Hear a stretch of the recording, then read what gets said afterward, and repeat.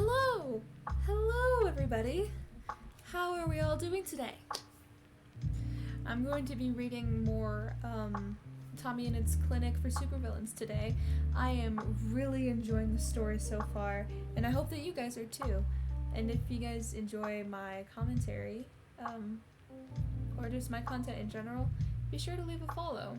Because my follower goal, I know it says poggers up at the top of the screen, but my follower goal when I reach 150 followers is I'm going to read Percy Jackson on stream, with face cam most likely.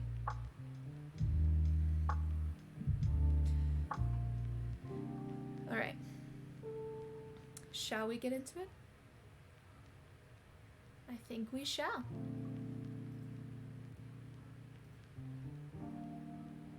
Alrighty.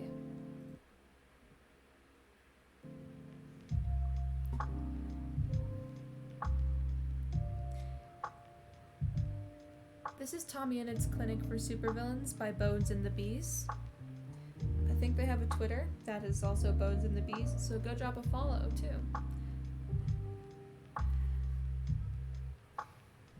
Chapter 3. A Bastard Named Wilbur. Summary: Tommy gets a new regular at the cafe. Oh dear, I have a feeling I know who that excuse me, who that regular is. Let's try and get a little bit of a recap. So, the first couple chapters that I read last stream, Tommy found Supervillain Siren bleeding out in an alleyway and healed him with his powers, which Siren felt grateful for, and they had McDonald's on a rooftop. Tommy works at a cafe and lives with his two best friends, Rambu and Tubbo, and I have a feeling that this is the case, but, like, Tommy doesn't know that Tubbo and Rambu are vigilantes. That's pretty much all there is so far. But I'm sure we'll get a little bit more in these next couple of chapters that we're going to be reading today. Alright.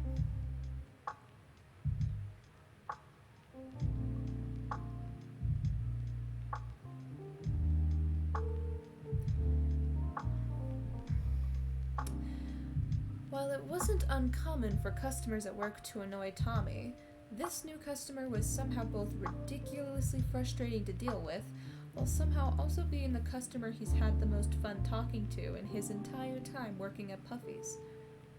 His shift at the cafe that day was the same as it always was: boring and tiring.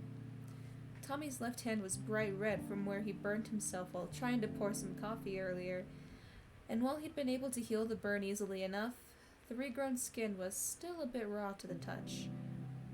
His eyes were heavy as he went through the motions of making a flat white, as he'd been forced to take the midday shift instead of his usual closing shift, when Foolish had begged him to switch shifts.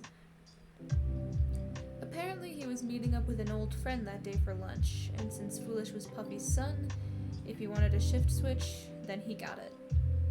So here Tommy was, stuck on the midday shift when he usually spent his time lounging in his bed or vegging out on the couch with his roommates. He poured the milk over the coffee in his hand, sprinkling a dash of cinnamon on top before slamming the lid on top. Oh, I read that as he poured milk on his hand, and I got so confused. At first I was like, okay, I guess, like, to help with, like, the raw skin, maybe, sure. And then it said sprinkling a dash of cinnamon and then slamming a lid. I'm like, oh, the coffee in his hand, not pouring milk onto his hand. He pushed the drink out on the counter, calling out the name, and quickly turned back behind the counter to wipe down some milk he had spilled. The door chimed as another customer came in.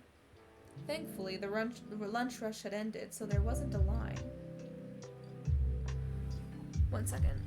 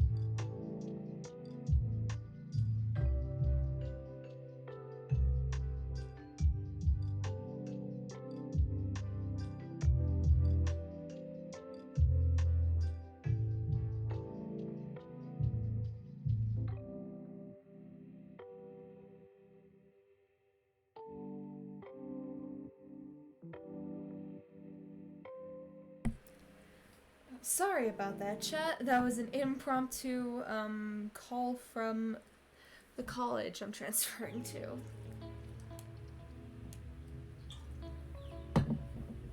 Alright. Where were we? Let's see. Thankfully, the lunch rush had ended, so there wasn't a line. But Tommy still internally groaned as he forced himself to turn to the register and put on his customer service smile. Welcome to the Cloudy Cafe. What can I get you? He recited from memory, knowing he would have gotten chastised for sounding so dead inside if Puffy was here right now. The customer in front of him was silent for a beat, and Tommy glanced up from the register to actually look at who was standing in front of him. The guy looked to be the epitome of a hipster in their early 20s. He had those wire-rimmed glasses you saw all over Pinterest boards, a mess of curly brown hair that reminded Tommy a bit of his own, and was wearing an obnoxiously yellow sweater. And he was gaping at Tommy, just like outright staring at him with his mouth slightly open.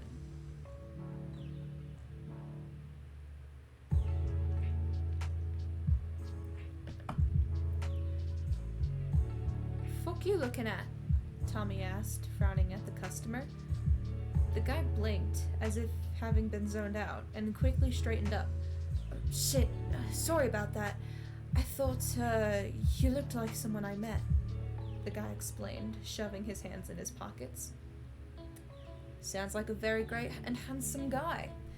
Anyway, are you gonna order, or are you just gonna gape like a fish some more? Tommy pushed, not having the patience to listen to a customer's weird story right now. The customer raised his eyebrows in surprise, and Tommy braced himself for the dreaded, "Can I speak to your manager?" It wouldn't have been the first time he'd had to call Puffy because a customer wanted to complain about his quality of service. But instead, after a beat of silence, the guy started to laugh. You always speak to customers that way, the guy asked, grinning at him. When they're being fucking annoying, I do. Tommy shot back, secretly relieved that the guy didn't seem to be pissed. What counts as annoying? The customer then questioned, smirking at Tommy. Trying to make stupid chit-chat when I'm trying to do my job? Tommy shot back with a flat stare, also gaping at me like I got something weird on my face instead of just saying your order. Well, you have a little bit of lettuce in your teeth, so you kind of do have something on your face, the guy pointed out. Wait, shit, really? Tommy dug into his pocket under his apron to pull out his phone, trying to use the front camera as a mirror. The customer's shit-eating grin never left his face as Tommy searched for the piece of lettuce, only remembering a moment too late that he'd had soup for his lunch break. You bastard! The guy wheezed out another laugh, leaning his elbows on the counter as his composure completely dissolved. Tommy scowled at him, struggling to hold back the urge to shove him away from the counter. I'm sorry, that was immature of me, the guy apologized, although he was still fighting back giggles as he said it. You better fucking tip me for that, bitch, Tommy snapped, pointing to the tip jar next to the counter, or register. The guy wheezed out another laugh as he straightened up, immediately digging into his pocket and dropping a handful of cash in the tip jar. Tommy's eyes widened, not having thought that would work. You know, that usually just makes customers ask for the manager so they can wait, no. Oh, this is Tommy talking. You know, that usually just makes customers ask for the manager so they can complain about me, Tommy said, eyes still fixed on the tip jar. Do you get complaints a lot? The guy asked. Kind of. I don't see why, though. I'm a fucking delight. This made the guy start laughing again, and Tommy had to fight the urge to laugh with him. Aren't you just a ray of sunshine? The guy commented after he caught his breath.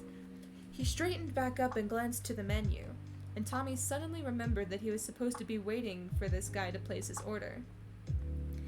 Can I just get a medium quadruple shot latte?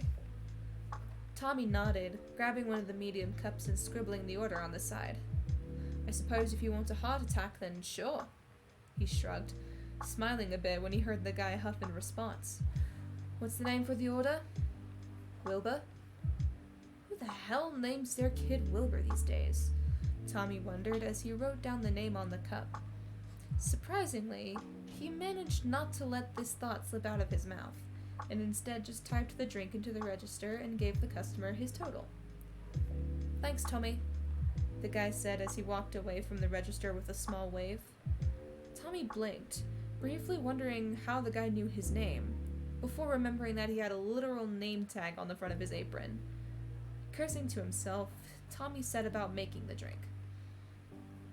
He pulled the first shot from the espresso machine, watching as Wilbur settled down at an empty table next to the window.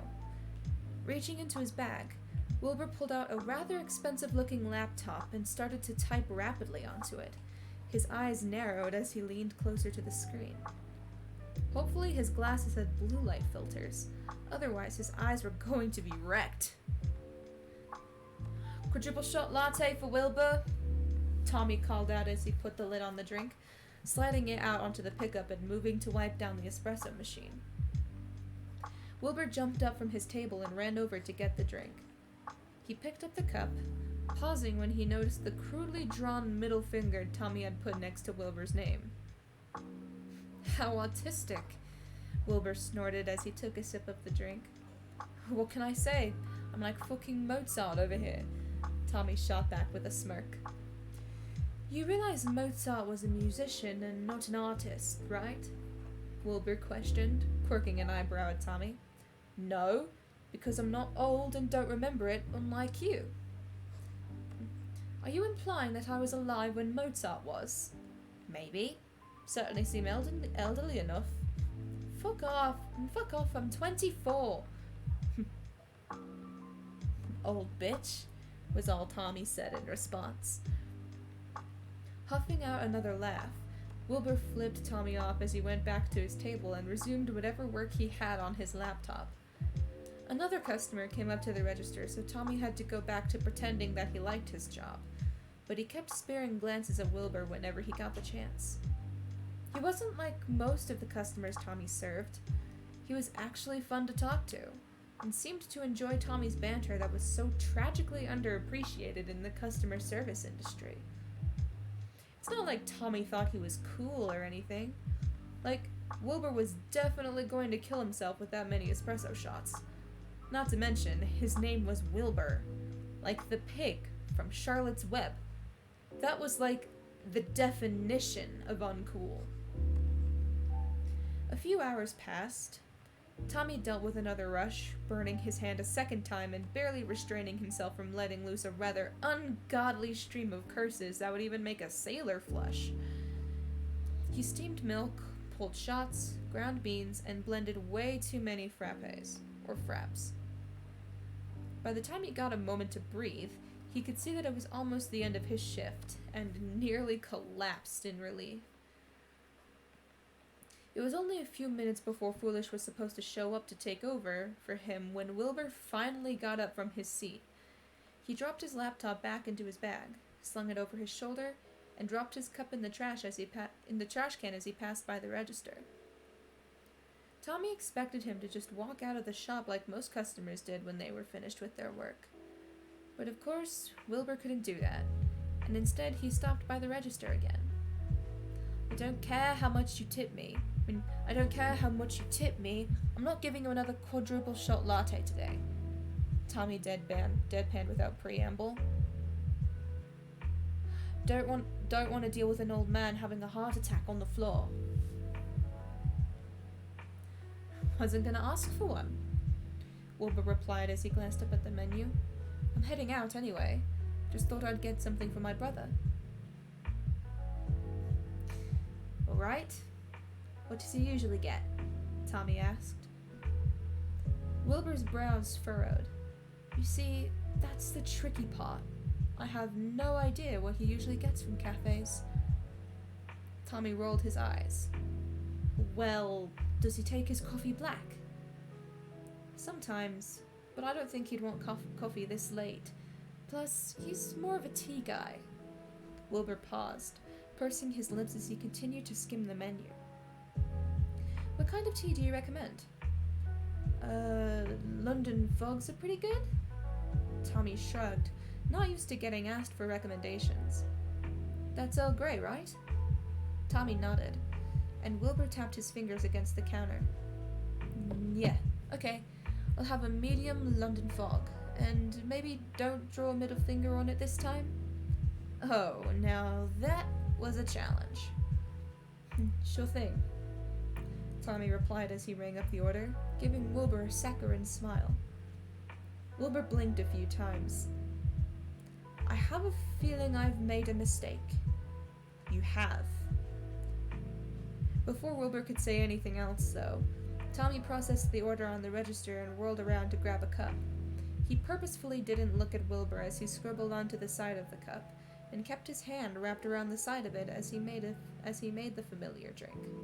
Steamed milk, Earl Grey tea, and a splash of vanilla was all it took to make the drink, and within a minute, Tommy was sliding the drink over to Wilbur. There you go. Tommy grinned. Narrowing his eyes, Wilbur lifted the cup and spun it around in his hand, looking for whatever Tommy did to it. When he found Tommy's message, he sighed and pinched the bridge of his nose. Dear Wilbur's brother, your brother is a bitch and an old man. He also looks pretentious AF. You should do something about that. Signed, the biggest barista ever. Wilbur read out, sounding very dead inside as he did so. You spelled pretentious wrong, by the way. Don't care. Tommy smirked as he went back to rinsing out the container he used for the steamed milk. Now get out of here before it gets cold. It'll taste like shit then. You should know I'm gonna be coming back here every day now just to bug the shit out of you while you work, Wilbur threatened, although he was smiling as he said it. I'm taking that as a challenge to annoy you out of my cafe, Tommy shot back, struggling to hide the laughter in his voice. Bring it on. And with that, Wilbur turned and left the cafe, waving at Tommy on his way out. Tommy just flipped him off in return. Midday shifts sucked ass, but Tommy had to admit, that was the most fun he'd had on shift in a while. Technically, Wilbur broke his promise to show up every day to annoy him the first day after their meeting. In fact, Tommy didn't see Wilbur in the cafe again for 3 days, and he tried to ignore the stabbing disappointment he felt when Wilbur didn't show up. But the fact that Tommy was feeling disappointed was stupid. Wilbur was just another customer, certainly not the first one Tommy had cracked jokes with. Sure, their banter was a lot more fun than any other time he'd fired shots at customers, because Wilbur could dish it out just as much as he could take it. But that didn't mean Tommy liked the guy or anything. It just made working customer service a slightly more tolerable version of hell. But then, he showed up again. It was only an hour into Tommy's shift. He was back to his closing shifts, and was grateful for it.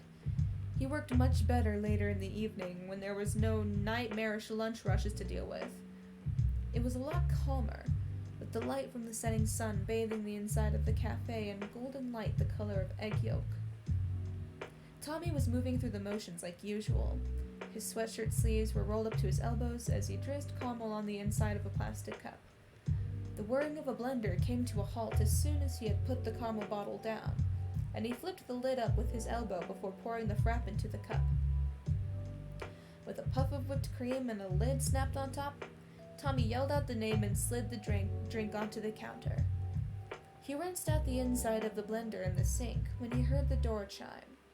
Biting back a groan, Tommy glanced up, prepared to plaster his customer service smile on his face once again. Instead, when he met a pair of dark brown eyes, he had the urge to smile for real. However, he squashed the urge down and covered it up with a scowl. Couldn't have that bastard thinking Tommy was happy to see him, now could he? Oh great, you're back again, Tommy complained, rolling his eyes as he sauntered over to the register. Wilbur was grinning widely at him. Yup, sure am. I came here yesterday to see if you were working. But there was just a really buff dude working behind the counter instead. He was actually nice to me, which felt wrong. Oh, shit. Wilbur had come to the cafe looking for Tommy earlier, but he'd come at the wrong time and gotten foolish instead.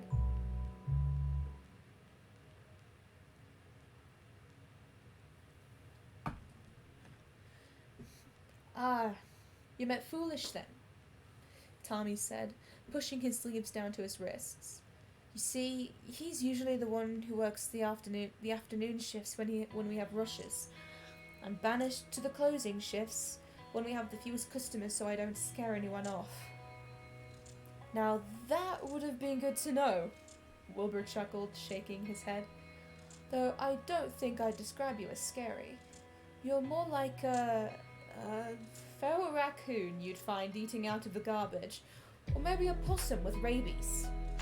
It's almost impossible for a possum to have rabies because of their low body temperature, Tommy corrected him without missing a beat. Also, I'm not a fucking raccoon, you stupid bitch. I'm the best barista in town.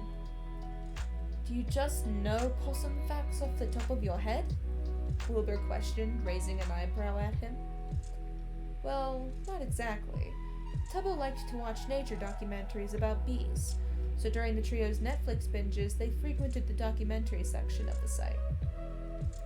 While Tommy didn't particularly care for bees, he liked animals in general, and would often get into arguments with Tubbo about which nature documentary they were going to watch.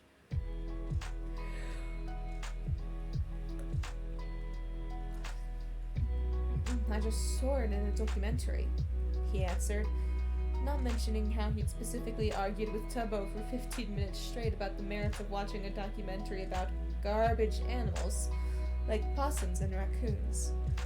Tommy thought they were very underappreciated creatures and wanted to learn more about them, while Tubbo thought they were gross.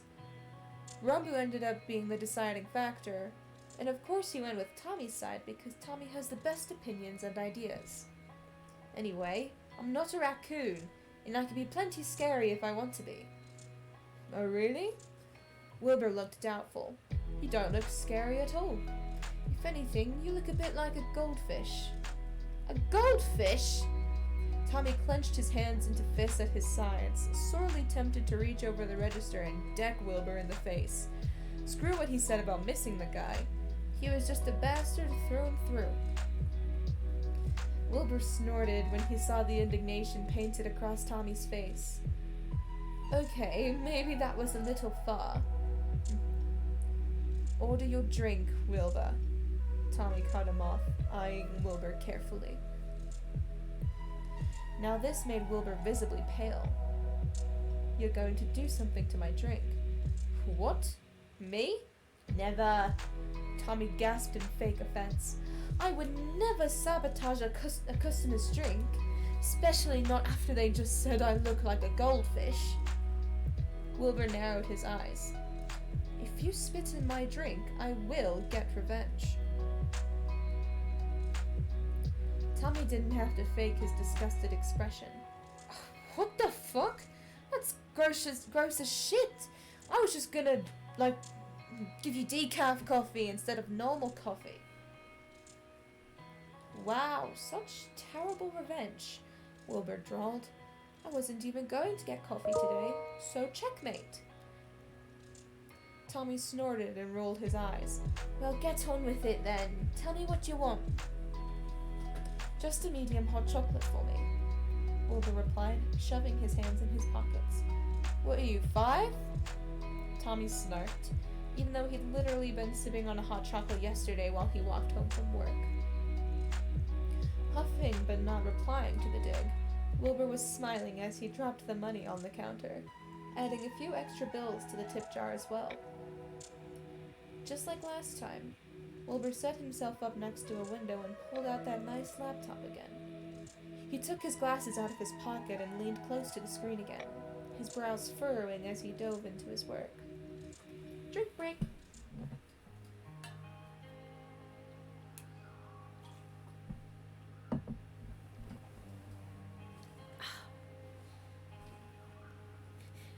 In the end, Tommy did not sabotage Wilbur's drink. It was only because Wilbur tipped him and for no other reason. It wasn't like he was worried Wilbur wasn't going to come back or anything.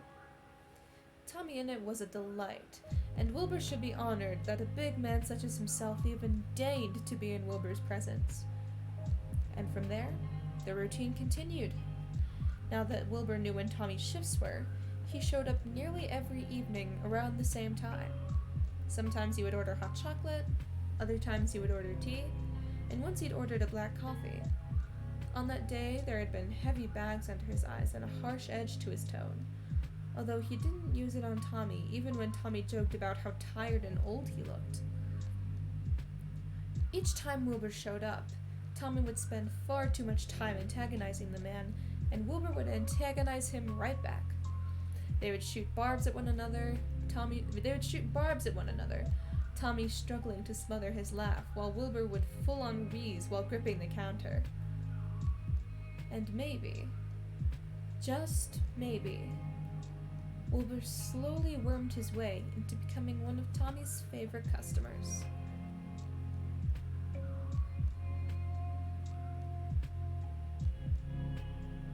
Next chapter.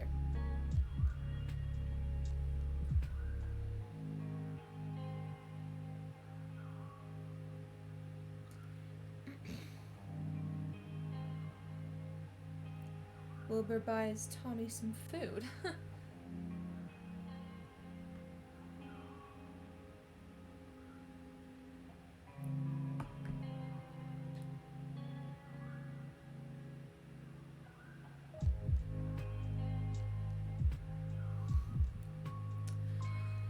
Chapter 4. Fried Chicken Sandwiches. Although Tommy had regular customers, none were like Wilbur. Some of his regulars would ask how he was doing when they came up to order their drink, but no one would joke around with him like Wilbur. None would laugh at his taunts or smile at him the way Wilbur did. Not to mention, Wilbur left a tip in the tip jar every time he came by, which also made him excited for Wilbur's visits. A full 2 weeks passed of this. His life had seemingly returned to the peace it had been before he healed Siren. He hadn't seen any glimpses of the villain during his walks home after that McDonald's trip. Tubba and Ranbu continued to share strange whispers with one another, but made an effort to stop more if Tommy was in the room with them. Tommy tried very hard not to care, but it was an effort to stamp down the jealousy that stirred in his gut any time he noticed Tubba and Ranbu sharing a knowing look. They were supposed to be a team, the three of them against the world. Why was he being excluded now? It was this situation that made his work shifts all the more enjoyable. Not only did he get to escape the apartment that was practically smothering him with the weight of Tubbo and Ranbu's secrets, but he also got to annoy the shit out of Wilbur. It was a win-win.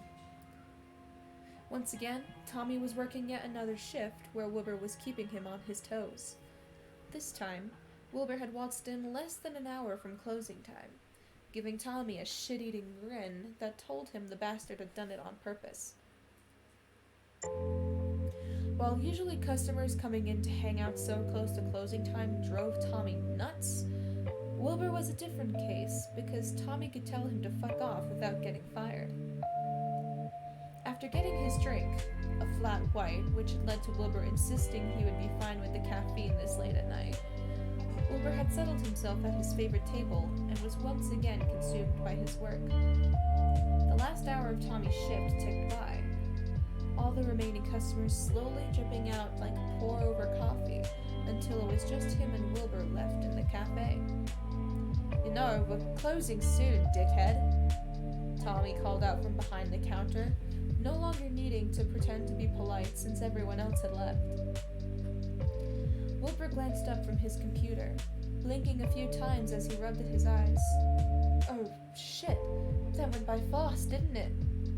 That's what happens when you show up less than an hour before we close," Tommy said, rinsing out the rest of the cups and shakers in water. "I suppose that's true," Wilbur agreed. He closed his laptop and put his glasses back in his coat pocket. After sliding the laptop back in his bag, he stood up from his seat, taking one last sip of his coffee before he dumped it in the trash bin. Then, he sauntered over to the counter and rested his elbows next to the register. "So how long does it usually take you to close?" Tommy shrugged, wringing out a wet rag to wipe down the counters. "Depending on how busy it was, usually 20 to 30 minutes. Wilbur nodded. "Well then, I have a proposal for you," he said, smirking at the teenager. Tommy narrowed his eyes, waiting for Wilbur to go on. "You see, I'm very hungry right now. I'm also hopped up on caffeine. You've been working for quite a few hours now, which means you're probably hungry too. So I was thinking you and me go out to this fried chicken place that my dad never wants to go to with me, and we just gorge ourselves on some real big fried chicken sandwiches. How's that sound?" "Huh?" Staring at Wilbur blankly for a moment, Tommy tried to figure out what was going on. Because, sure, it was one thing for the two of them to bicker constantly every time Wilbur showed up to order a latte, but it was another thing for Wilbur to actually invite Tommy to hang out, which is exactly what it sounded like he was doing.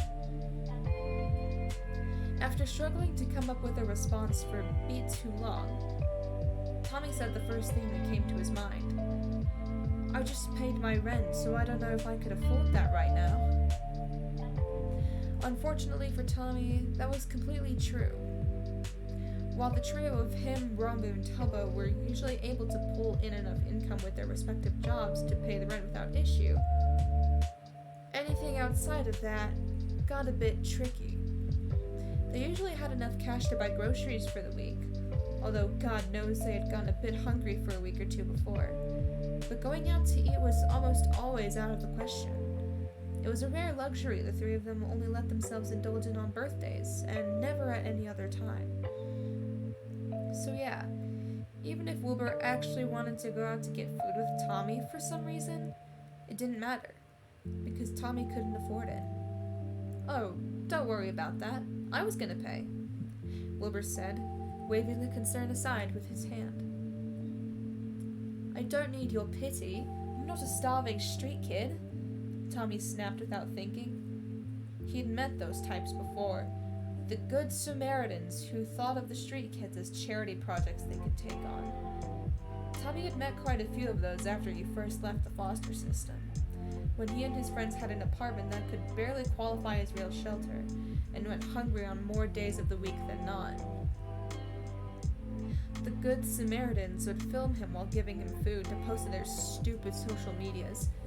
They wanted the world to see just how good and selfless they were to give a hungry teenager a sandwich. Tommy fucking hated those people, and he hated how he had to take the food anyway because it was all he could get. So yeah, he didn't appreciate pity. "This isn't pity," Wilbur quickly replied, not seeming fazed by Tommy's harsh tone. "I'm inviting you out. I should be the one to pay."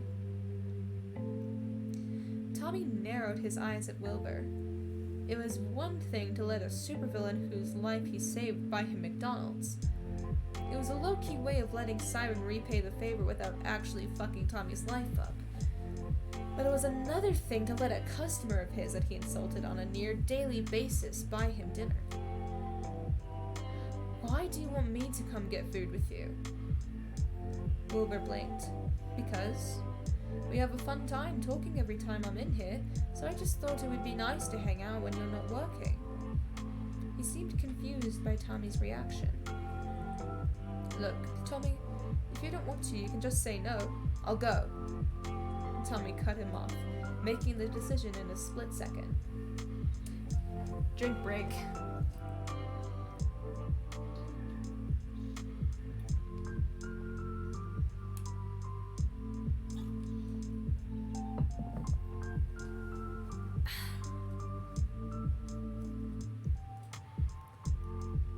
He wasn't sure what compelled him to agree, but if Wilbur was being honest and he only wanted to hang out with Tommy because he actually liked talking to him, well, Tommy wasn't going to say no to free food. A bright smile spread across Wilbur's face. "All right then, Hurry up and close this place so we can go. Tommy huffed as he returned to wiping down the counters like he had been before Wilbur interrupted. As he went through the closing routine, Wilbur hung out by the door of the cafe, scrolling through his phone with his glasses perched on his nose. A part of Tommy felt guilty for making him wait, but Wilbur didn't seem impatient, and was just humming to himself as he scrolled through whatever social media he was looking at. Like he had predicted, it took Tommy 20 minutes to finish up the closing routine. He chucked his apron into the back, grabbed his backpack to sling over his shoulder, and headed towards the front door where Wilbur was waiting. "All done," Tommy announced, swinging the keys to the cafe in his hand. Wilbur pocketed his phone and straightened up. "Sweet, let's head out then." A few minutes later, they were walking down the street, Wilbur's hands in his pockets and Tommy swinging his arms from side to side. The night air was cool, a chilly breeze ruffling Tommy's hair and making him grateful that he'd worn his thick hoodie. Under the orange streetlights that lined the sidewalks, Tommy couldn't make out any stars. Stupid streetlights. "So, where are we heading?" Tommy asked, glancing around as they made their way down a street opposite the direction to Tommy's apartment building. "The fried chicken place is right down the street, so it shouldn't be too far of a walk," Wilbur explained, his bag thumping against his hip as he walked. "You don't have a car?" Tommy asked, raising an eyebrow at Wilbur. "Thought kids were taught not to get into cars with strangers," Wilbur retorted. "Is that your way of telling me you're going to kidnap me? Because you're doing a kind of shit job at it," Tommy told him. I don't think anyone would ever kidnap you, Tommy. And if you were, they'd let you go in less than an hour because they wouldn't want to deal with you," Wilbur shot back. "Well, what can I say? Most people find me annoying at first," Tommy said with a shit-eating grin. "Only at first?" Wilbur gave him a disbelieving look, and Tommy elbowed him in the side. "Don't be a bitch boy, Wilbur," Tommy scoffed. "Anyway, you're dodging the question. Why don't you have a car?" "We live in a city. Do you see any available parking around here?" Wilbur asked, gesturing around the street with his stupidly long arms. Tommy raised an eyebrow. "You can't drive?" You can't drive." It wasn't a question. Wilbur glared at him for a beat before sighing. "No, I can't drive." "If you can't drive, how the hell do you get around?" Tommy asked as he skipped over a crack in the sidewalk. "We have a subway system," Wilbur shrugged, kicking a rock off the concrete. "So I usually take that, or my brother will drive me around." "It must be nice to have someone drive you around all the time like that." "It's not that easy," Wilbur snorted. "I usually have to convince my brother I want to get him to take me somewhere." "Is that why you get him tea sometimes before you leave the cafe?" "Sometimes. Bribery is a pretty good tool to get what you want, but also I'm just a very persuasive person in general," Wilbur explained, a knowing smirk growing on his face. Tommy was about to respond, asking Wilbur what he meant by that, when they turned a corner and were blinded by bright lights. There, sitting at the corner of an intersection, was a food truck that had floodlights sitting on top. The floodlights illuminated the parking lot in front of it, where a few fold-out tables had been set up to eat at. They crossed the street, Tommy noticing that only one of the fold-out tables was occupied. Wilbur walked past the tables, heading straight for the window of the food truck with a grin on his face that was almost as bright as the floodlights above. "Fundy!" Wilbur exclaimed as he stopped in front of the order window. Settled behind the order window was a red-headed man that looked only a year or two younger than Wilbur himself. He had sharp features that reminded Tommy of a fox, and a few streaks of white in his hair that stood out in the harsh fluorescent lighting. He matched Wilbur's smile as they came close, half leaning out the window with his hands perched on the metal counter. "Hey, Will. I see you still haven't convinced Twill to come here, Fundy said, quirking an eyebrow at him. Nope, not yet. Old man still doesn't like eating chicken, Wilbur told him before glancing at Tommy. But I managed to convince my new friend Tommy to come to join me for dinner. Nice to meet you, Tommy, Fundy quipped. I'm Fundy, Wilbur's son. Tommy frowned.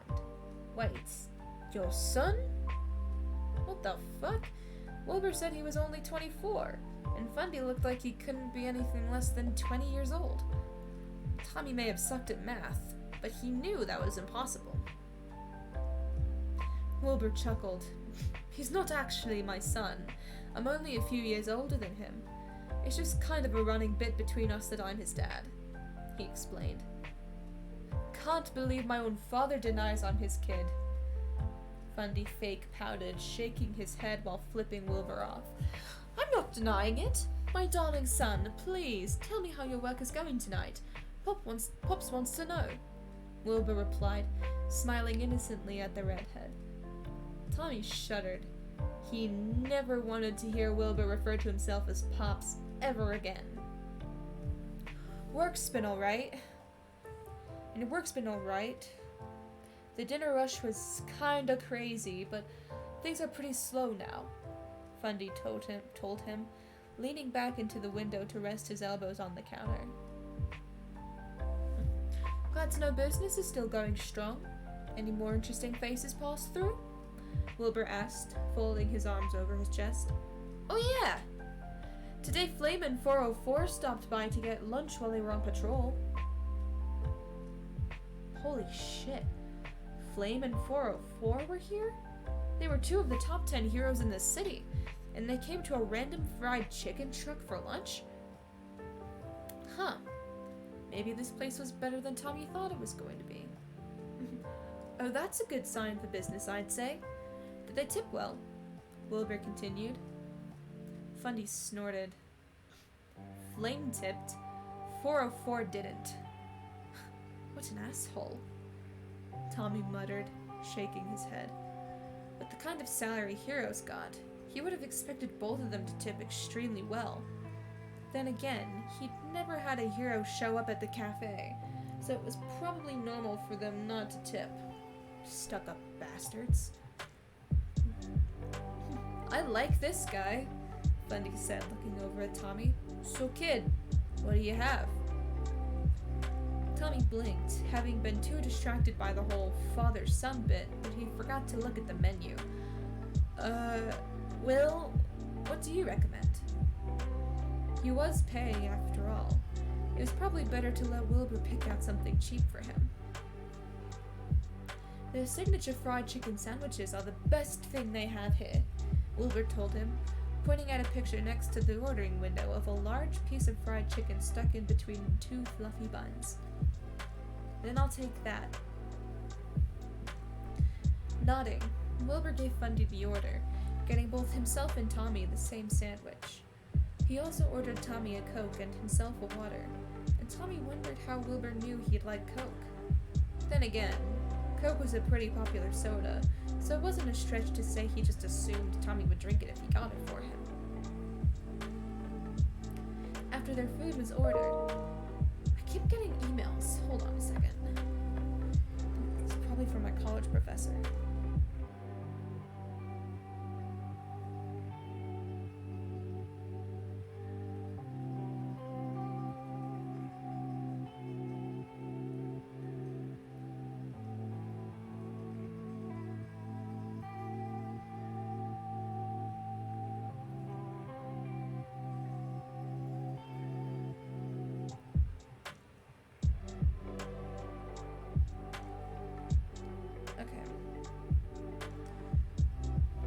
Sorry about that. I just wanted to get those emails out of the way.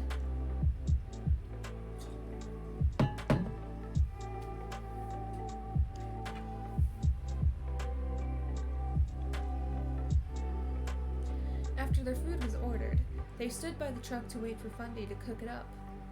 It only took a few minutes, and once they had their meals, Wilbur led Tommy to one of the empty fold-out tables near the truck to sit down at. Wilbur waited for Tommy to take a bite first. He was confused as to why, until he took a bite of the sandwich and realized that, oh, this was fucking good. Admittedly, Tommy hadn't had the opportunity to go to a lot of good restaurants in his life, but even still, he would argue that this was probably one of the best places to get food in the city. Not only was the fried chicken perfectly crispy, the buns were soft and had just a hint of sweetness, and there was just some kind of delicious sauce on the sandwich as well that Wilbur called aioli. Whatever the hell that was. I think aioli is egg-based, if I remember correctly. So, Tommy. Wilbur started when they were about halfway through their sandwiches. Who's your favorite hero? My favorite hero? Tommy repeated, furrowing his brows. Wilbur nodded. I don't like any of them. I think heroes are fucking assholes. He paused for a beat. Well, the captain was pretty cool when she was still active, but after she retired, it just went downhill from there. Wilbur seemed surprised. What don't you like about the heroes? Scoffing, Tommy rolled his eyes. They claim they protect the city from all the villains, but they only protect the rich bitches over in the hero district. I couldn't give less of a shit about the poorer areas like East Side. Nodding, Wilbur took a sip of his water. I gotta agree with you there. They don't even try to hide it, considering they patrol the hero district way more than any other part of the town. Well, except for West End, of course, since that's where all the rich fuckers are. Exactly! Thank God Wilbur had some sense in his head. You get it? Fucking Dream, 404, Flame? None of them care about most of the city. There's literally so much crime all the time in the poorer areas. The only reason it's even remotely safe to walk alone in East Side is thanks to vigilantes. You like vigilantes then? Wilbur questioned. I do. I mean, it depends on the vigilante in particular, since they can all kind of do their own thing and have their own priorities. Like that Slimesicle guy was a bit lame, but Dryad was really cool. I haven't heard much from her in a while, though. Dryad? That'd be Nikki. Not sure. Tommy said, thinking of the vigilante who could control plants and was always seen wrapped in thorny roses. Definitely Nikki. Yep.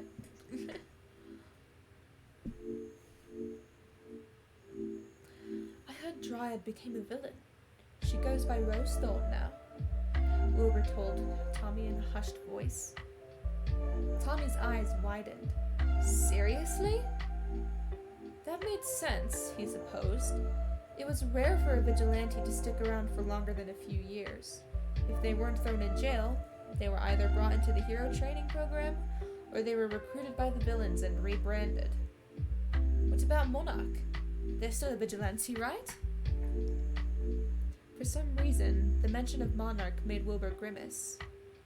Yeah, Monarch's still a vigilante. The villains can't seem to kill them, heroes can't arrest them, and they don't seem interested in working for either side. Is Monarch Eret?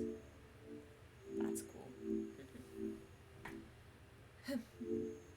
They're cool. They saved me from getting mugged once, actually, Tommy said, remembering how the vigilante's pure white eyes glowed in the orange streetlights as they knocked the guys mugging Tommy unconscious. Oh, really? The grimace on Wilbur's face faded. Huh. Good to know, I suppose. He took another bite of his sandwich and chewed thoughtfully. Have you had any other run-ins? With heroes, villains, or vigilantes? Tommy's jaw clenched as he thought back to eating McDonald's on the roof with Siren only a few weeks before. Obviously he couldn't tell Wilbur about that. It would just raise too many questions. Nah. I once saw Rewind across the street, but I didn't interact with him. Heroes are bastards after all, Tommy answered. taking a careful sip of his Coke. Huh, makes sense, Wilbur said, wiping his fingers on a napkin. You know, though, I met Siren once. Stomach dropping, Tommy took a huge bite of his sandwich to hide his expression. Oh, really? He asked, his voice muffled by food. Yeah, I did. I mean, it's not like I sat and had a full conversation with the guy, but he wasn't all that terrible. For a supervillain, of course. Wilbur shrugged, taking another swig of water, which I will do as well.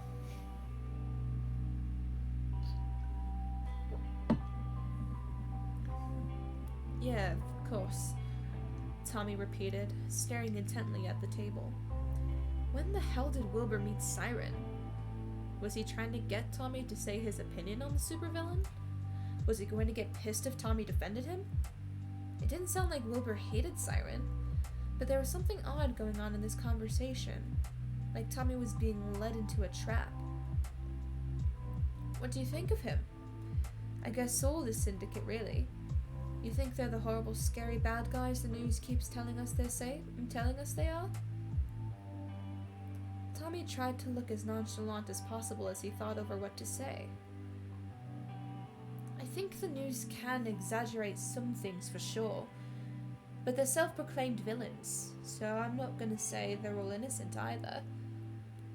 He took the last bite of his sandwich, wiping his face with his own napkin. Either way, it's not like we know them personally or anything. Well, technically you could. They have secret identities after all, Wilbur pointed out. The tension leaked out of Tommy's shoulders a bit as he scoffed. Trust me, I think I'd know if someone I knew was fucking Siren whether he had that stupid blindfold mask on or not. Wilbur chuckled at that. Considering all the villains have got voice changes, it might not be as easy as you think to recognize them. But why don't you think his mask is cool? It's stupid. How the hell does he even see in that thing anyway? Tommy shook his head, crumpling his sandwich wrapper in his hands. The Blade's mask is pretty cool though. The boss skull looks super fucking intimidating, I'll give him that. Well, Blade always has had a flair for the dramatic, Wilbur agreed, crushing his own sandwich paper in his hand as well. But anyway, are you ready to head out? Sure thing, bitch. Tommy nodded, pushing out of the chair and to his feet. They threw their trash out near the window, near the food truck, gave their goodbyes to Fundy, and headed back the way they came. Although Tommy insisted he could walk home by himself, Wilbur said it didn't feel right to let a kid walk home alone at this hour, which led to Tommy screaming at Wilbur about how he wasn't a child for most of the walk to his apartment anyway. By the time Tommy realized they were in front of his building, he was out of breath from all the cursing. Wilbur didn't seem fazed, as per usual, and Tommy had the urge to punch his stupid, smug face. But he didn't, because Wilbur bought him a really good sandwich and he had to admit he was grateful for that. Reaching the front door to his building, Tommy sighed and glanced back over to Wilbur. You know, despite being an old bitch, you weren't all that bad to hang out with tonight, Tommy muttered, eyes quickly falling to the ground. Oh, Tommy, are you saying you had fun hanging out with me? Wilbur teased, his voice turning into a croon as he beamed. I didn't have fun. I just said you weren't terrible to be around. Tommy rolled his eyes, trying to keep himself from looking at Wilbur. Plus, you bought me a sandwich, so I do appreciate that.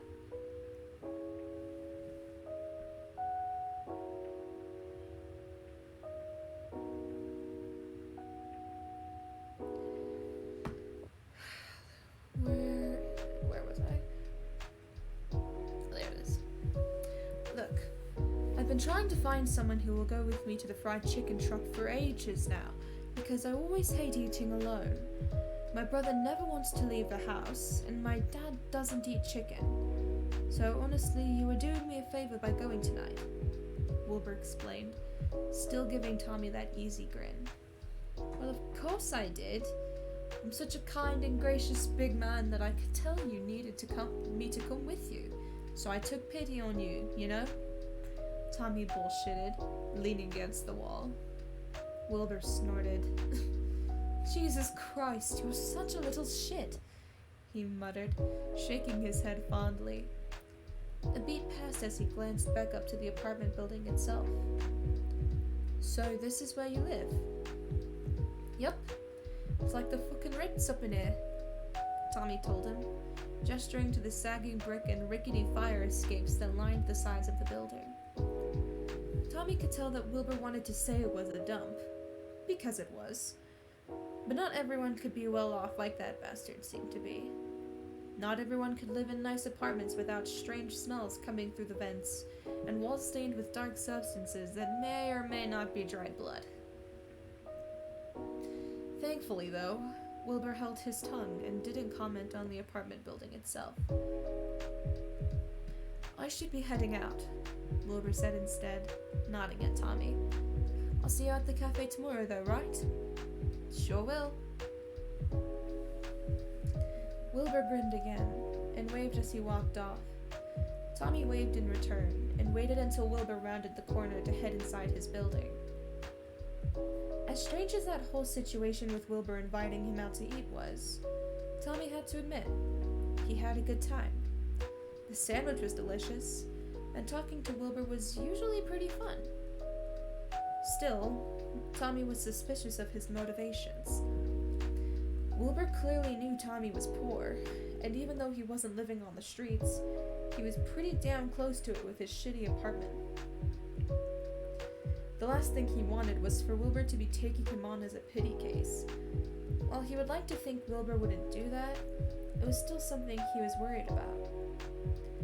One thing Tommy learned through his time in the foster system: you couldn't trust adults. Not completely. Even when they were only in their early 20s, like Wilbur was. The only adult he remotely trusted was Puffy, and that was just because she genuinely needed another barista at the cafe. Tommy didn't have his job out of pity. There was something strange about Wilbur, though. Tommy liked talking to him, but he was going to have to be careful. The minute he got too comfortable, the niceties would fall, and Wilbur would end up fucking him over like almost every other adult in his life. Well, young adult in Wilbur's case. But for now, Tommy had a full stomach and roommates waiting for him to get back home. So Tommy turned on his heel and headed into his building.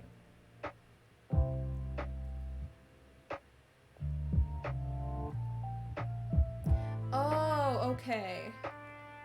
Okay. Did I forget to mention until this chapter that heroes, villains, and vigilantes use voice changers? That makes sense. Assume the siren's voice changer's like a choker thing wrapped around his neck, which is why his mouth isn't covered. Oh.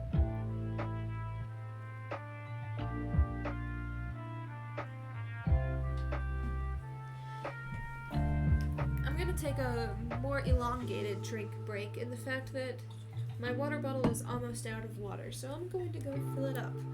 I will be right back.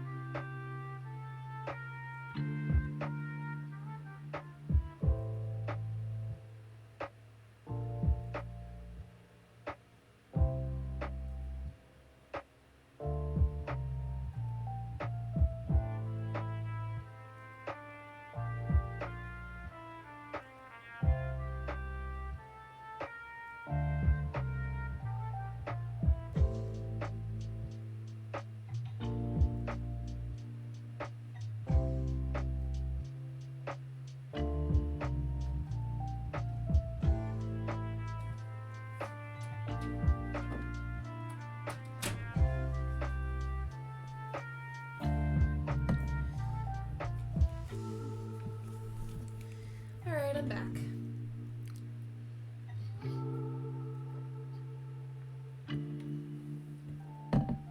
Let's move on to chapter 5.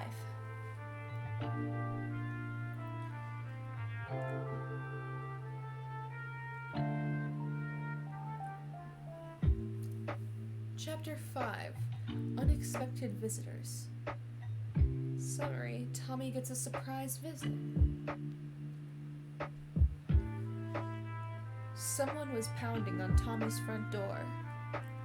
He groaned, sinking deeper into the sagging couch that he was currently vegetating on.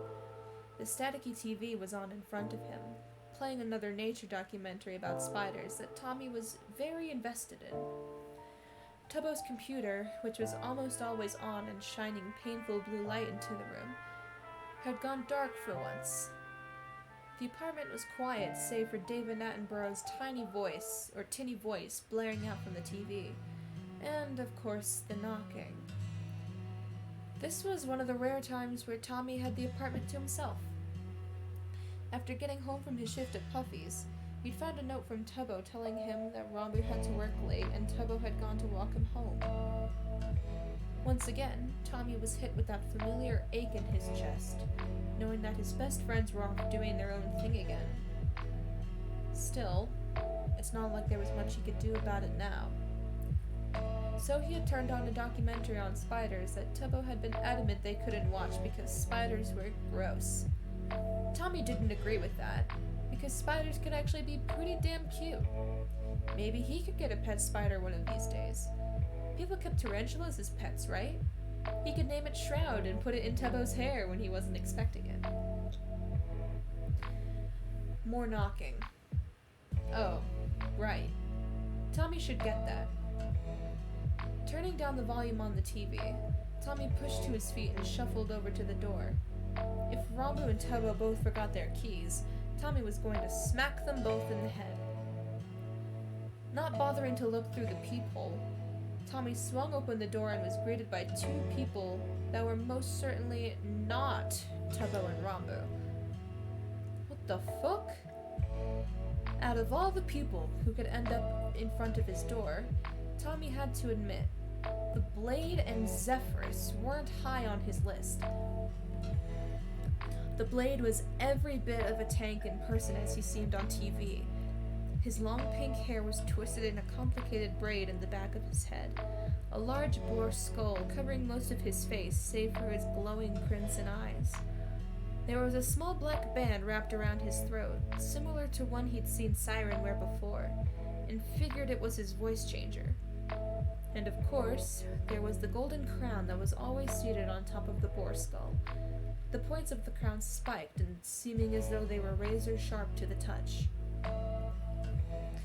The Blade didn't really catch Tommy's full attention, though. Instead, he immediately noticed the man who was leaning heavily on Blade's shoulder, Zephyrus. Zephyrus's huge black wings were drooping behind him, the glossy black feathers dragging along the ground.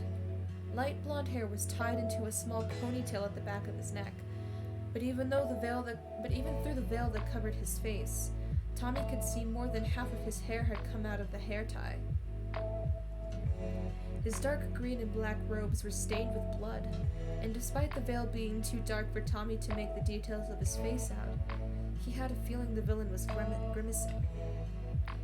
The Blade and Zephyrus were standing at his front door, and Zephyrus was injured. Again. What the fuck? Why are you here? Tommy finally managed to spit out after staring at the two in shock for a solid minute. Siren told us you were a healer, Blade said simply. Oh, that bitch. Jesus fucking Christ, you save a guy one time, and suddenly he's giving our address to every villain in the goddamn neighborhood, Tommy grumbled, scowling at the two. Now, Tommy wasn't stupid. As much as he wanted to slam the door shut in the villains' faces, he also knew that was a horrible idea. Because even if Siren had been friendly with him and bought him McDonald's, somehow he had found out where Tommy lived and told the other two members of the syndicate. If Tommy refused to help Zephyrus, It wasn't going to give him a good name with the villains, even if he had saved Siren's life already. Great. This is exactly what he didn't want. I don't have a choice in this, do I? Tommy asked, raising an eyebrow at the Blade. No, you don't, Blade answered. Well, at least they were honest. Letting out a deep sigh, Tommy nodded and opened the door wider. Bring him in and put him on the couch. Sorry about this. Zephyrus apologized as Blade helped him inside. We just happened to be in the area, and I don't think I can make it back to our place like this. Yeah, I get it, Tommy muttered, shutting the door behind the supervillains once they were inside and locking it tightly. Blade held Zephyrus onto the couch. Once sitting down, Zephyrus's wings spread out and almost knocked a lamp off the table. Tommy pinched the bridge of his nose, silently praying that Tubbo and Rambu didn't come home right now. With Zephyrus settled, Blade seemed a little lost about what to do. He hovered by the couch, looking between the man and Tommy, biting back a sharp retort that probably wasn't the best thing to say to some people called the Blood God. Tommy instantly cleared his throat to get both villains to look at him. Blade, you can sit on that chair over there, he said, pointing to Tubbo's computer chair. Are you sure it can't stay here? No, you'll be in my way, Tommy snapped. Blade stared at him for a moment, and Tommy's heart started to pick up as he wondered if he went too far. But then, after a beat, the Blade silently moved to sit down in the chair.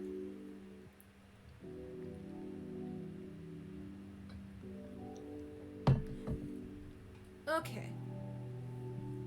He had 2 supervillains in his apartment, and one of them was injured. Fucking peachy. Exactly how he wanted to spend his Wednesday night. Taking a deep breath, Tommy walked over to the couch and kneeled down next to Zephyrus. He glanced up at the villain, straining to see his eyes behind the veil. While he could faintly make out an outline under the veil, he realized the villain was wearing a black mask over the lower half of his face under the veil as well. So basically, he couldn't see shit. Giving up on looking at his face, his eyes then fell to Zephyrus's hands, noticing the way the skin was tinted black on the tips of his fingers, and how his nails curled out into razor-sharp talons. Okay, better not get near those. Zephyrus, I'm gonna need to lift your shirt so I can see the damage, Tommy told him, glancing back up at the veil, or to the veil. Sure thing, mate, the villain said in a voice much friendlier than what Tommy had expected, although it was tight with pain. Making sure to keep his movements slow, Tommy reached for the green and black fabric covered in blood. Upon closer inspection, he realized that a lot of Zephyrus's shirt had blood on it, and it only took a glance at the staining pattern to realize that most of it wasn't his own. Tommy lifted the shirt away from the skin, moving the fabric up and trying not to wince at Zephyrus's pain gasped when the fabric pulled at his wound. Once he actually saw what happened, though, Tommy breathed a sigh of relief. The wound wasn't anywhere near as bad as Siren's had been. It looked as though he'd been shot, with a clean hole going through his side. Tommy was just able to make out an exit wound on Zephyrus's back, meaning that the bullet wasn't still lodged in there. That was painful, yes, but it wasn't anything that Tommy couldn't fix. Some rando got a lucky shot on you? Tommy asked, narrowing his eyes at the wound to see if there was any debris stuck inside. Yeah, I don't think the dickhead was even aiming for me, Zephyrus said with a low chuckle, making himself wince again when it jostled his wound. Looking closely at the wound, Tommy noticed a few pieces of green fabric stuck inside the hole. Back in the alley, it had been too dark for Tommy to get a proper look at Siren's wound, and he wouldn't have had time to clean it before Siren bled out. If there had been any debris in Siren's wound, it wouldn't have killed him to have Tommy heal it anyway. but it probably wasn't great. Right now, Zephyrus clearly wasn't bleeding out, and he was sitting in Tommy's brightly lit apartment. He could take the time to clean it out. I need to get that debris out before I heal it. Let me grab the first aid kit, Tommy muttered, pushing to his feet to rush to the bathroom. The first aid kit hadn't been used since the boys had discovered Tommy's healing ability. None of their injuries since then had required cleaning, so the box had stayed tucked away in the far back corner underneath the bathroom sink, collecting dust. Pulling it out, Tommy coughed as the dust made his eyes water. Heading back into the living room, Tommy set the white box on the counter, clicking it open and digging inside for the pair of tweezers he knew they still had in there. Got it, he muttered, kneeling back down beside Zephyrus. This might hurt a bit, so fair warning for that. I can handle a little pain, Zephyrus shrugged, although Blade made a noise of complaint from the chair. Ignoring Blade, Tommy started trying to pull out the fabric as carefully as he could. He set up a small bowl on the coffee table, dropping the bloody fabric bits into it so they didn't even have more strange stains on the carpet.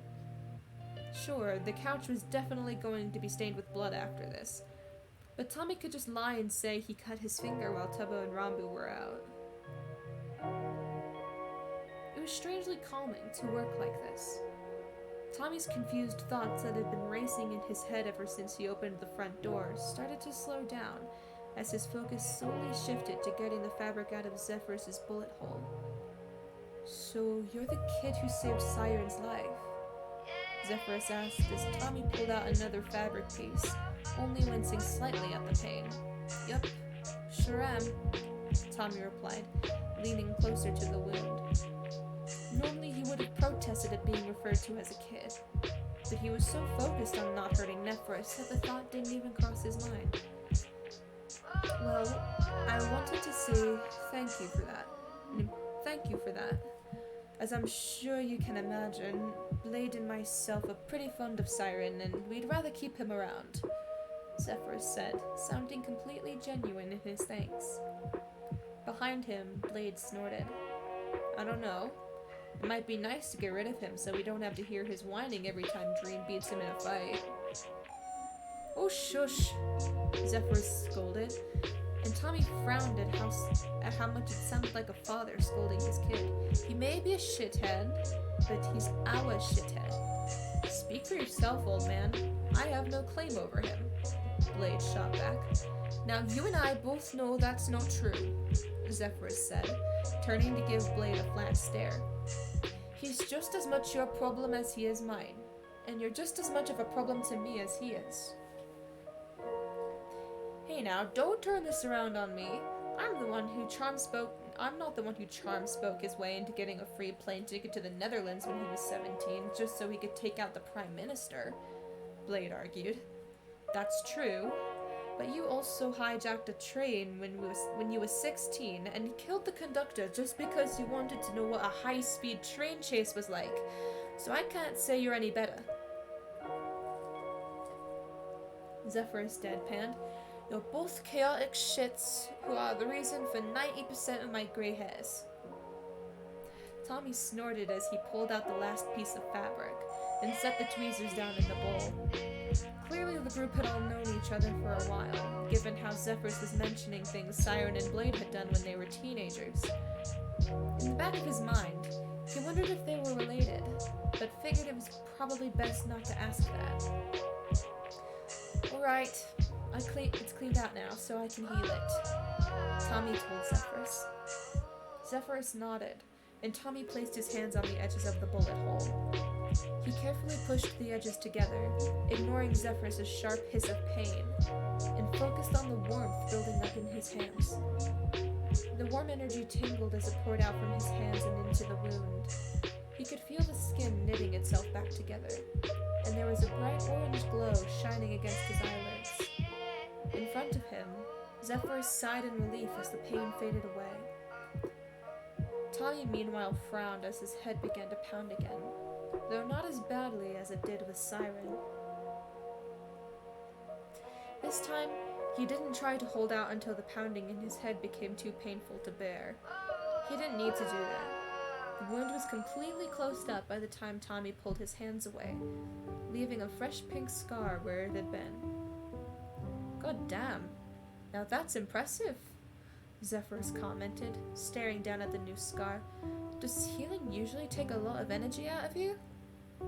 Tommy shrugged, a headache forming behind his eyes. It depends on how serious the injury is. Sirens nearly made me pass out because of how fucking big it was. Yours wasn't that bad.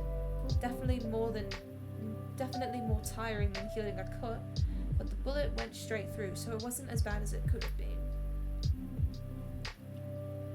Suddenly, there was a warm hand on his shoulder, and he glanced up to see that the blade had gotten out of his chair and was now standing over him.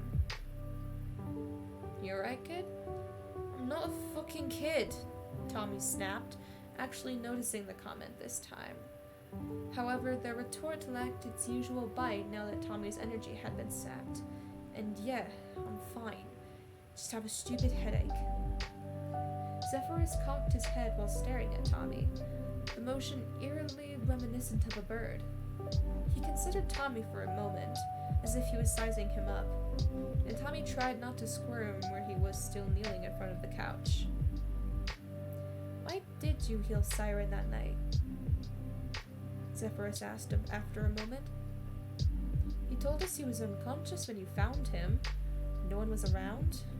No one would have known you could have helped but didn't. You could have called the police, or just left him there. But instead you helped him. You don't think I know that? Tommy scoffed, rolling his eyes. Of course I know I didn't have to. I even tried to talk myself out of it. But even if you guys are villains, that doesn't mean you automatically deserve to bleed out in an alleyway. I'm sure you guys all got families and shit like anyone else. And I know I'd feel terrible if someone I loved never came home one day and I had no clue why. Tommy tried not to wince as he thought of Tubbo and Rambo. The idea of anything happening to either of them made Tommy's chest tighten to a near painful degree. He had already seen bruises on his best friends' faces before. He'd already had to confront the terrifying possibility of losing them. The group home they all met in was a rough place with a very strict hierarchy, but the injuries they got there was nothing compared to the time Rambo had gotten sick. It was only a few months after they first moved out, and the place they lived in didn't even have running water half the time. Of course, one of them was going to get sick, and it ended up being Rambo. Tommy's powers didn't help with viruses, and they couldn't afford to take Rambo to the hospital. It had been a horrible week, with Tubbo and Tommy taking turns watching their friend at all times, checking his weak pulse and trying to get water down his throat as often as possible. The fever had eventually broken, but Tommy never forgot what it felt like to have to regularly check for his best friend's pulse. To know that one moment Tommy could look over, and Rambo wouldn't be breathing anymore. They'd started an emergency fund after that, putting a little spare money they had from their paychecks into a separate savings account they could dip into if any of them ever needed to go to the hospital again. It put an even worse strain on their already tight budget, but it was worth it. Wait, since when have I had this rip in my jeans? It's at the bottom, so it doesn't matter. You're very empathetic, Tommy, Zephyrus commented, startling Tommy when he used his name. Most people wouldn't even consider the fact that villains have loved ones too. Yeah, well... Tommy coughed to try and hide the way he flushed at the compliment. It's just called having basic human decency. Zephyrus laughed, and it sounded distorted through his voice changer. I suppose that's true. He brushed off his clothes, glancing around the living room before nodding to Blade. I think it's time we get out of your hair now, though. Tommy huffed, Yeah, you should. You're lucky my roommates weren't here, or else this would have been really awkward to explain. You have roommates? Blade asked. Tommy nodded. Well, you should give us your number then. If this happens again, we'll be able to call you in advance instead of just showing up at your door. If this happens again? Tommy questioned, narrowing his eyes at the villain. Zephyrus sighed. Look, Tommy, we're not going to force you to heal us if you don't want to. But now you have two favors owed to you from the Syndicate, and that's something people would kill for. You understand how helping us is beneficial to you, correct? Tommy scoffed. Of course that I get there are benefits. It's not like I saved Siren because I wanted a favor out of him. And it's not like I helped you tonight because I wanted you to owe me another favor. I don't want anyone to owe me shit. I'm not involved in your world, and I don't want to get dragged into your problems. That's very understandable, Zephyrus nodded. You don't have to make any decisions right now, but just consider the possibility of working out an arrangement with us. We could promise protection, and money as well if that's what you're after. While Tommy scoffed again at the words, he had to admit the latter part of that piqued his interest. Money was always going to be a sore subject for him, Tubbo, and Rambu, and the idea of having something to supplement what he already got from Puppies, well, he wasn't going to cross it out yet. He knew it was a bad idea to get in business with the Syndicate. This was exactly the opposite of staying out of their world. But it was tempting nonetheless. I'll think about it, but I'm not making any promises, Tommy muttered. Great. Until then, do you think you could still give us your phone number? If there's an emergency, we're probably going to come here whether you've made a decision or not, Zephyrus told him. Of course. Typical fucking villains. Yeah, whatever. I'd better not be getting calls every fucking hour because one of you twisted your ankle or some shit, Tommy grumbled, grabbing a piece of paper off the counter and writing his number down on it. The Blade took the paper and folded it into his pocket. Thanks. We owe you one for this. Bring me McDonald's one day and we'll call it even, Tommy muttered as he guided the two villains out the door. With one final wave goodbye, Tommy slammed the door behind Blade and Zephyrus as soon as they were out of his apartment. He made sure to lock the door behind him and huffed as he turned back to look at the state of his apartment. Well, the couch already looked like shit before, so the massive blood stain that was now present where Zephyrus had been sitting wasn't really that much of a tragedy.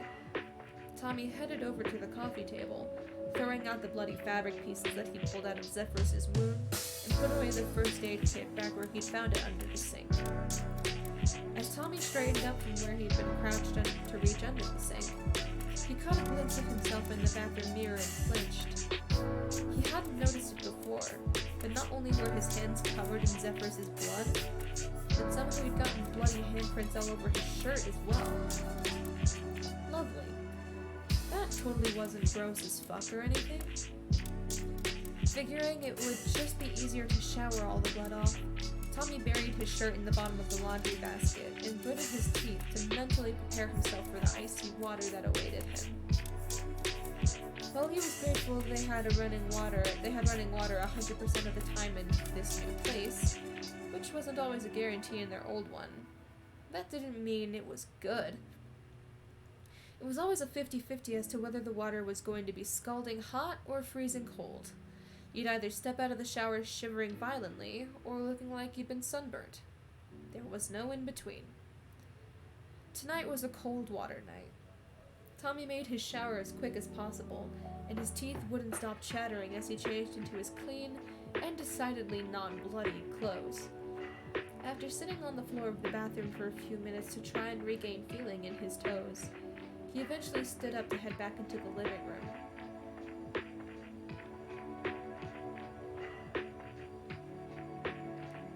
Before he could open the door to the bathroom, though, he heard voices on the other side and froze. I'm just saying, I don't understand why we're still keeping it from him. Tommy sagged in relief when he recognized Rambu's stupid American accent. Blade and Zephyrus hadn't decided to come back. It was just his roommates. Look, you said it yourself. It's better this way, Tubbo hissed in reply, and only then did Tommy realize that the two were talking about him. I said that in the beginning, but it's been a while now, Tubbo. Don't you think he deserves to know? Rambu asked, his voice just on the edge of pleading. Oh, they were talking about that thing Tubbo had mentioned before. I do think he deserves to know, but only when we know it's... Wait, did the shower turn off? Ah, shit. That's probably Tommy's cue to stop eavesdropping. Opening the door to the shower, Tommy didn't bother trying to hide the fact that he'd been listening to their conversation. What do I deserve to know? Tommy questioned, rubbing at his wet hair with a towel as he looked over to his two best friends. Rambu and Tubbo both seemed a little worse for wear than what Tommy had expected. Rambu's normally pristine black and white split hair was sticking up in random directions, as if he'd been blasted by a weirdly strong gust of wind. Tubbo, on the other hand, looked tired, even the hair covering part of his face not being able to hide the bags under his eyes. They shared a look with one another. Rambu stepped forward. Tommy, we need to tell you something. He paused, wringing his hands in front of him, while Tubbo's eyes widened. Rambu took a shaky breath. We are getting married! Tubbo's voice cut in. Both Rambu and Tommy's heads whipped over to Tubbo. What? The two shouted in unison. Tubbo shot Rambu a dirty look and elbowed him in the side. Hard. Rambu grunted in pain and glared at Tubbo, but after a beat of silence between them, Rambu sighed and nodded. Yeah, Rambu started, pushing a hand through his hair. We're, getting married? What? This was the thing Tubbo didn't want to tell him about? That he was fucking marrying Rambu of all people? It's for tax benefits, Tubbo quickly added, noticing Tommy's confusion. You know, married couples get tax breaks and shit. Thought it could save us some money.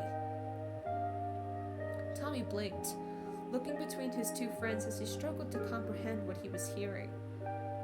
They were getting married to commit tax fraud.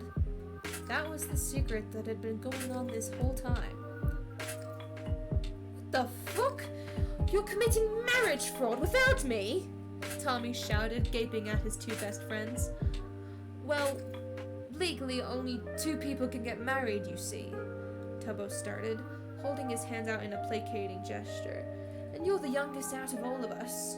Well, Rambu and I are pretty close to being legal adults, so it's just easier for the two of us to be the married ones.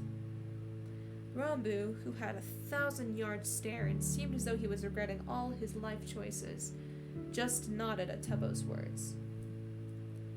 Why the hell haven't you told me this sooner? Tommy asked, his thoughts racing as he continued to try and wrap his head around the absolute bombshell that had been dropped. Now Tubbo started to seem a bit lost for words. Well, we weren't sure if we were gonna go through with it, and we didn't want you to take it the wrong way, and, Tubbo glanced around the apartment suddenly, as if he was trying to find a way to change the subject. His gaze fell on the couch, and his eyes widened. Oh! I was gonna ask! Why is there blood on the couch? Oh shit. Tommy needed to explain that without mentioning that two of the city's biggest supervillains had been sitting in the living room less than an hour before.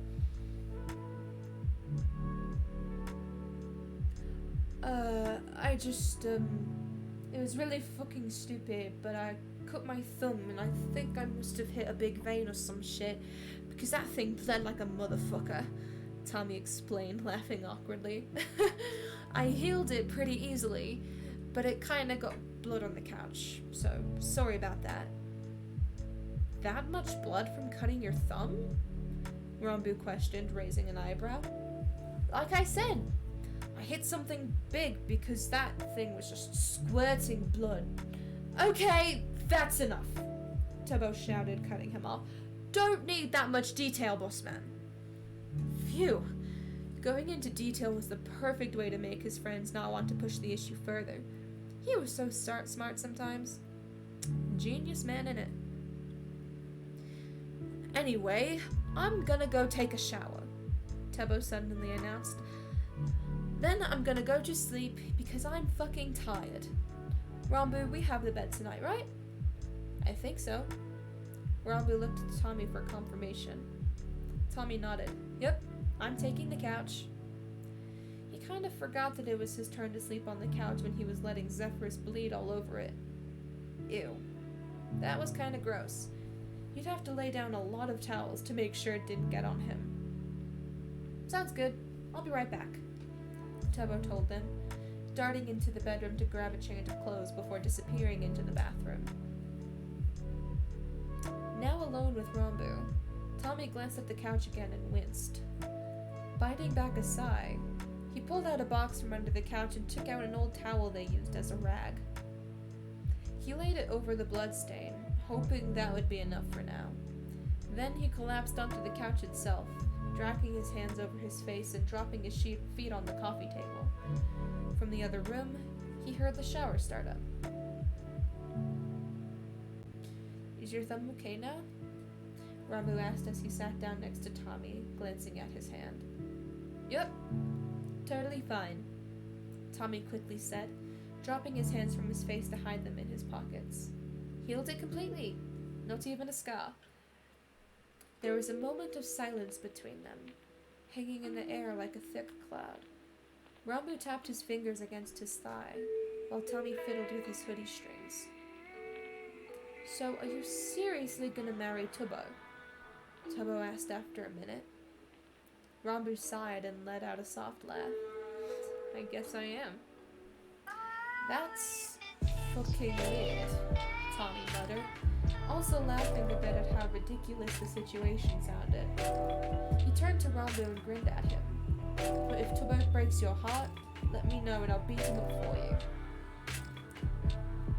Tommy, it's not like that. It's for tax benefits. Oh, I know. But just saying, if he breaks your heart, I can kick his ass. Tommy pushed. Rambu snorted. Considering Tubbo can pick both of us up if he wants to, I don't know how you plan on winning a fight against him. Drink break.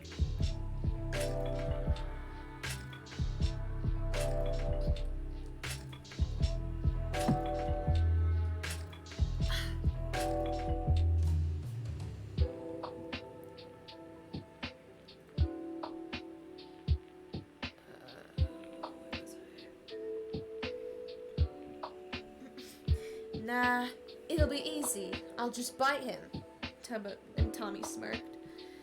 Grimacing, Rambu shook his head. Of course, I shouldn't have expected anything less. He fell silent for a moment, and Tommy debated turning the TV on, when Rambu made a confused noise. Glancing over, Tommy's heart skipped a beat when he saw Rambu picking up a black feather from the ground. He frowned as he looked the feather over. Where did this come from? Rambu asked as he ran his fingers over the glossy surface. Oh, must have come in from the window or something, Tommy answered, laughing awkwardly as his eyes darted around the floor for any more feathers. What kind of bird would have feathers this big? Well, Rambu had a point there. Zephyrus's feathers, like his wings, were fucking massive. Beats me, mate. I don't know shit about birds. Tommy shrugged, twisting his hoodie strings around his fingers and pleading in his mind for Rambu not to push the issue further. Rambu opened his mouth as if to ask another question, but then the door to the bathroom opened, and Tommy thanked every god out there for the blessed timing. He hadn't even heard the shower turn off, but there was Tubbo with dripping hair and clean pajamas on. "Ready to go to bed, Rambu?" Tubbo asked, leaning against the doorframe. With one last spared glance at the feather, Rambu let it fall to the floor and nodded. "Yeah, let me just get changed and I'll be right in." "Sounds good." Tubbo nodded. Then he waved at Tommy. "Do I need to wake you up for your shift tomorrow?" "Nah, I have the closing shift again," Tommy replied. "Night, Tubbs." "Night, Tommy." And with that, Tubbo disappeared into the bedroom, while Rambu headed into the bathroom to change. Tommy pushed himself to his feet then, and set about preparing the couch to sleep on. He took out the blankets they kept under the couch and draped them over the itchy cushions, throwing an extra pillow on the armrest so his neck didn't ache in the morning. By the time he was finished, Rambu had already followed Tubbo into the bedroom, the door shutting behind him.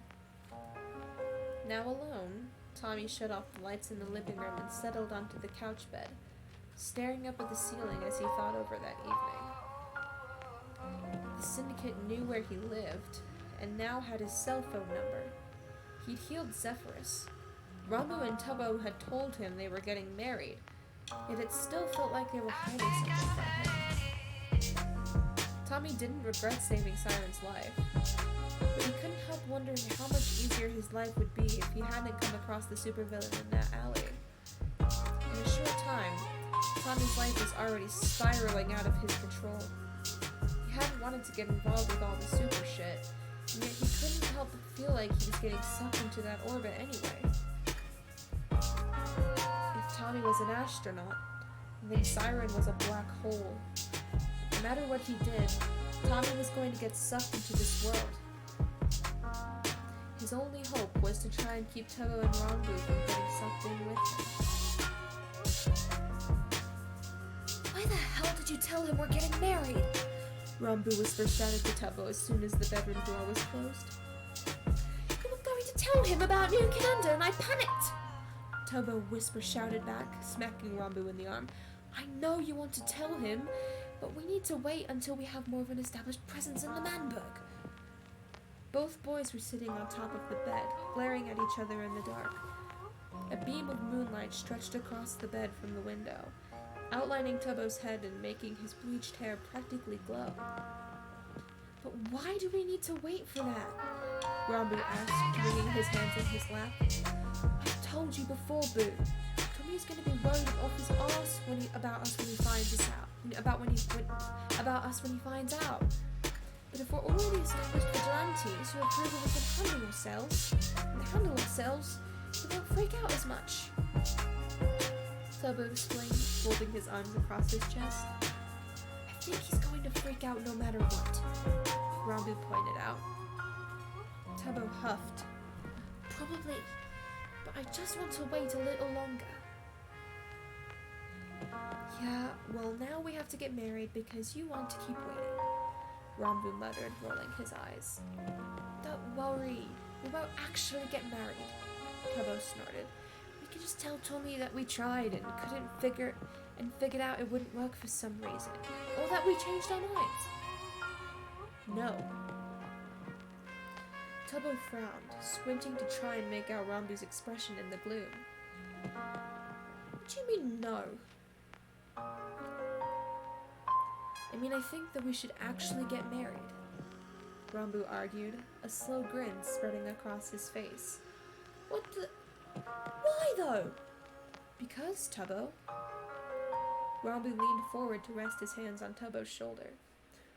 "1, we could actually use a tax return.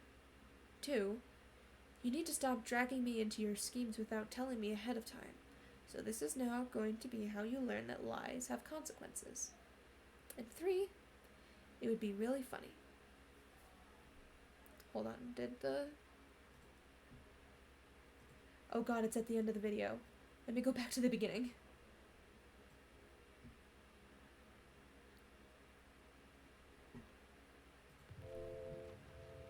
There we go.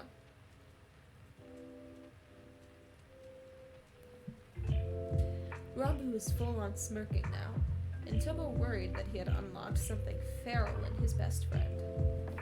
Tubbo scoffed. You can't force me to marry you, dickhead. I mean, I can't, Rambo conceded. But I can tell Tommy that you broke my heart and he'll be mad at you. What the? But we're not even actually together! He knows that! He still threatened to beat you up if you broke my heart, Rambo explained, holding back a laugh. Tubbo narrowed his eyes.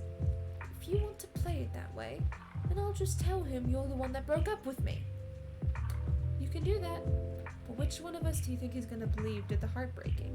You or me? Rambo asked, raising an eyebrow innocently at Tubbo. I have the backbone of a chocolate eclair, Tubbo. You seriously think he's gonna believe that I broke up with you? But that's... Tubbo sputtered as he tried to argue against that, even though he knew it was true. That's so stupid! We're not even in a relationship! Do you want Tommy to be mad at you? Clenching his jaw, Tubbo glared at Rambo in the dark, both of them knowing what the answer to that was. That's what I thought, Rambo said after a beat, squeezing Tubbo's shoulders once before he let go. Now come on, fiancé. Let's go to sleep. I fucking hate you, Tubbo grumbled, even though he was struggling not to laugh as he climbed under the covers. As he settled onto his pillow, a brilliant idea flashed in his mind, and he was glad Rambo couldn't see his evil smirk when he was turned away. Night, Bo, Rambo called out once they had both gotten comfortable. Night, hot stuff, Tubbo called back, pressing a hand over his mouth to hide his laughter. There is a beat of silence. Then Rambo groaned. I brought this upon myself, didn't I? You sure did, cutie. Can I take it back? I don't want to get married to you anymore. Nope. You committed it, and I need to learn the consequences of my actions, remember? There was another loud groan from Rambo, and Tubbo fell asleep with a wide smile on his face.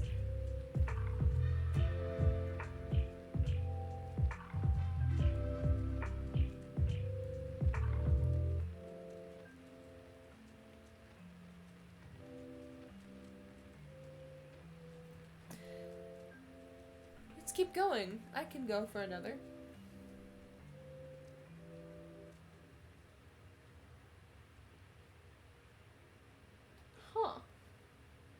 Chapter 6, The Demon's Diner. Summary: Tommy gets to meet Wilbur's family. Tommy wasn't sure when to expect getting a call on his phone from an unknown number, but he waited out the rest of the week watching his phone with the vigilance of a hawk. If supervillains were going to start showing up at his door for healing, he couldn't afford to miss a single ring. Not to mention, he was hoping Siren would call so that Tommy could yell at him for giving out his name and address like it was nothing. That bastard was going to get an earful next time Tommy talked to him. One second.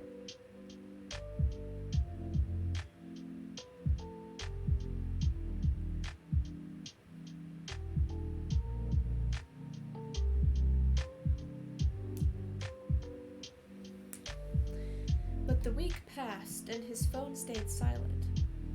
The tension Tommy had began to loosen its grip on his shoulders, and he was gradually able to push the worry to the back of his mind.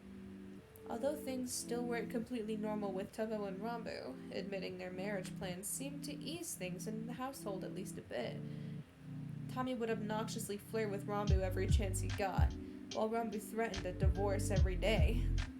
Tommy teased the two of them about their upcoming union relentlessly, which neither of them particularly enjoyed, but Tommy found hilarious all the same. He had a feeling there was still more they weren't telling him. They still shared secretive glances. They still spent hours in the evening and only telling Tommy that they were dealing with work stuff, although the vast majority of Tubbo's work stuff he could do at home on his computer. But it was better. They weren't as tense around Tommy, and Tommy hoped that if they were still keeping stuff from him, they would let him in on it soon. In the meantime, work was still a nice escape for Tommy. Wilbur continued to show up at the cafe nearly every day, and together they'd gone back to the fried chicken truck a few more times after Tommy had closed for the night. Every time Wilbur would insist on paying for Tommy's food, despite his protests. Although Tommy didn't like Wilbur spending so much money on him, he knew he wouldn't be able to afford it for himself, and the fried chicken was really good. Things were just pretty nice, save for the nagging worry brought on by the fact that Tommy was basically an on-call doctor, of course. One night, Tommy was closing up the cafe like usual. Wilbur was hanging around still, waiting by the door for Tommy to finish wiping all the counters down. He was typing rapidly onto his phone, the blue glow of his screen reflecting against his glasses. As Tommy checked to make sure there weren't any grounds left in the espresso machine, Wilbur spoke up. "Do you mind if we go eat somewhere else other than the chicken truck tonight?" Wilbur asked, pocketing his phone and glancing up at Tommy. Tommy shrugged. "It's your money, man. We go where you want." "Well, there's a pretty good diner near here, and I was thinking we could eat at that.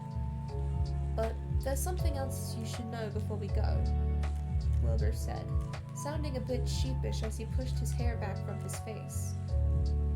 Pausing his cleaning, Tommy looked up to meet Wilbur's eyes. "Is something wrong?" "No, nothing like that," Wilbur reassured him. "It's just, well, if you want to say no, you can. But my brother and dad want to go get dinner, so I was thinking you could come with me and meet them." This made Tommy do a double take. Wilbur wanted Tommy to meet his family, but why? Wilbur wanted Tommy to meet his family? But why? Tommy was just some random kid Wilbur hung out with sometimes. Why the hell would his family want to meet him? I don't want to intrude on your family bonding shit," Tommy muttered, looking back down at the espresso machine. "No, don't worry about that. I want you there. I think you would get along really well with my dad and brother, and they're pretty curious about you too," Wilbur reassured him. "Wait, they know who I am?" Wilbur nodded. "Yeah, of course they do. They know all about my friend. They know about all my friends." Friends? Were they friends? Tommy supposed it made sense, considering how often the two hung out now.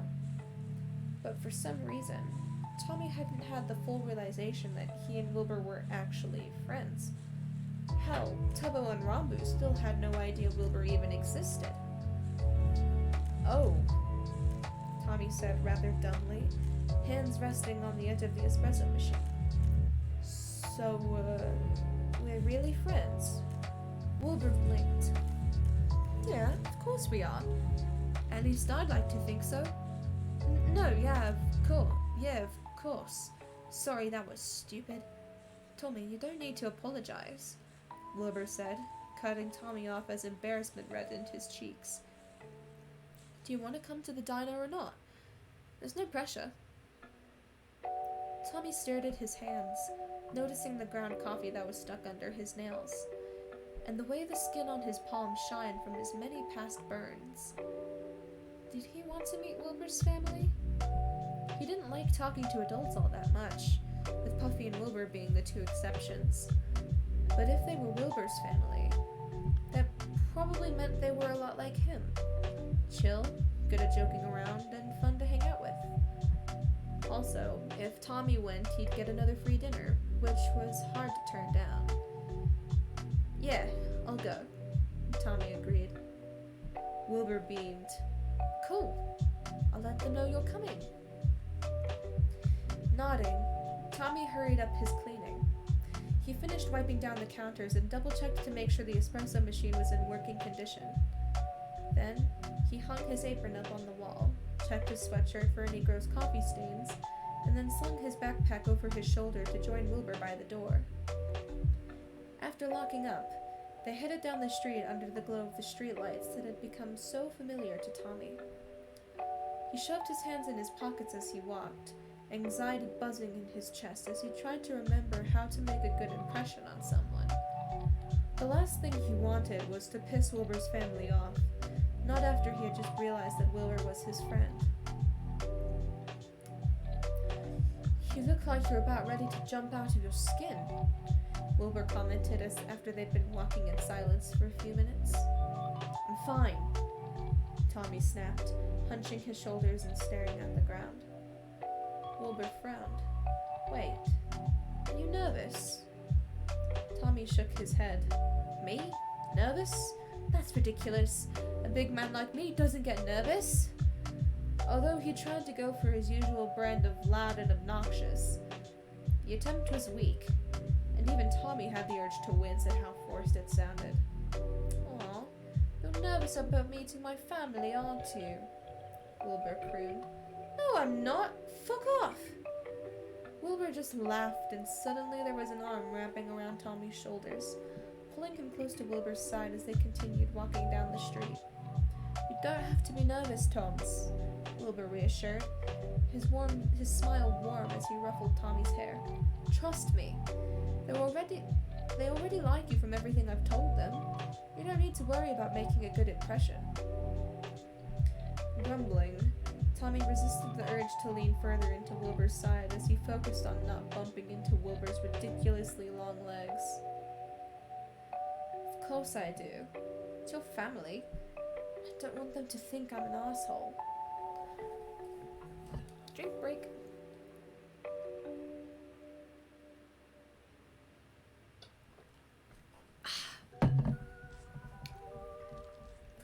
"Well, you are kind of an asshole," Wilbur teased, expertly dodging the hand Tommy swiped at his face. "But I am too, so they get it. You're like a mini-me. They like me, so of course they're gonna like you." "First off, bitch, I am not a mini-you," Tommy argued, still not making an effort to get Wilbur's arm off of him. "I am so much cooler than you ever will be. I get so many more women than you and I'm so much bigger and I'm not a pretentious prick who has hipster glasses. Oh, shush, gremlin. Just accept it. You want to be just like me when you grow up because you're like my little baby brother," Wilbur teased, although there was an undercurrent of warmth in his tone that made Tommy want to smile. "I'm not your little brother," Tommy bit out, although the attempt was half-hearted. "You're just a bitchy customer of mine that's taking advantage of the fact that I have to pretend I like my job." "Sure, Toms, sure," Wilbur nodded, clearly not believing a word he was saying. In truth, Tommy didn't believe what he was saying either. Although he knew Wilbur was just joking around, there was something so kind in his voice that made it stick in Tommy's head, playing on repeat. Wilbur was just a customer he'd gotten close with, but now he was a friend. A friend who joked about Tommy being like a little brother to him. It made Tommy feel as though the sun was shining right on his face, turning everything into gold and warming him from the inside out. Of course, he wouldn't ever admit that out loud. They turned a corner and the diner came into view. It was the epitome of a classic 24-hour diner. The outside was painted robin's egg blue, with large windows looking into the restaurant to reveal cherry red booths and black and white checkered tile. On top of the diner there was a neon sign lit up in shades of crimson, reading out, "The Demon's Diner," in cursive lettering. The name did not match with the cute aesthetic of the place at all, and Tommy wondered what the fuck that was all about. "Here we are," Wilbur told him, squeezing his shoulder as he guided Tommy towards the front. "This place has the best muffins in the entire city, let me tell you." "Why is it called the Demon's Diner? Isn't that a little scary sounding?" Tommy questioned as they approached the front door.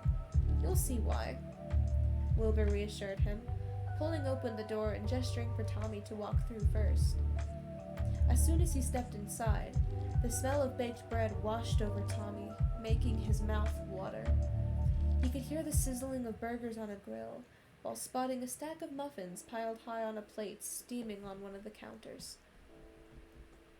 A waitress with a red uniform and a rose tucked behind her ear passed by them. Oh, I forgot about Hannah. Maybe Dryad is Hannah. That would make more sense than Nikki.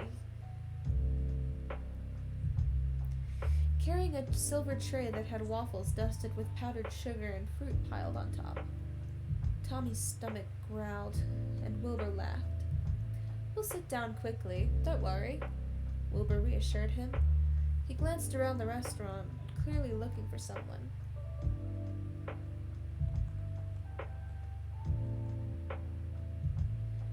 Do you need help finding a table?" a voice suddenly asked. Tommy looked over at the same time Wilbur did, and his heart instantly leapt to his throat as he took in the figure standing in front of them. The figure was tall. That was the first coherent thought Tommy could make about it. It was taller than Wilbur and probably even Rambu, which was an impressive feat considering they were both freakish giants.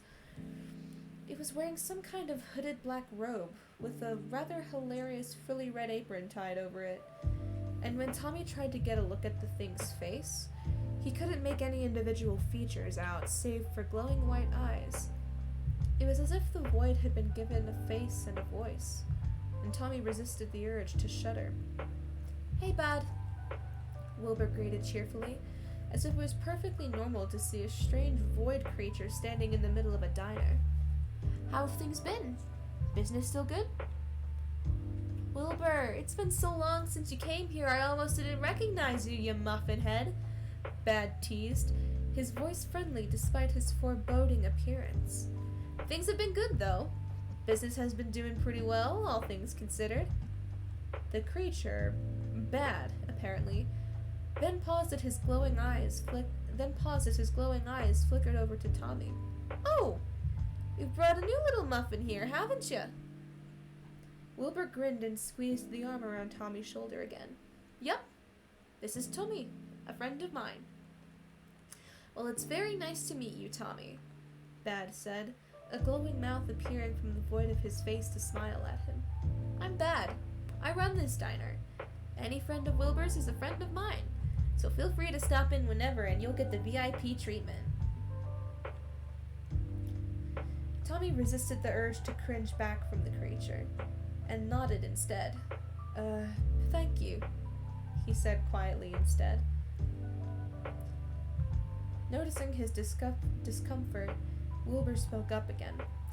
"We're here to meet Tech and Phil. Are they here yet?"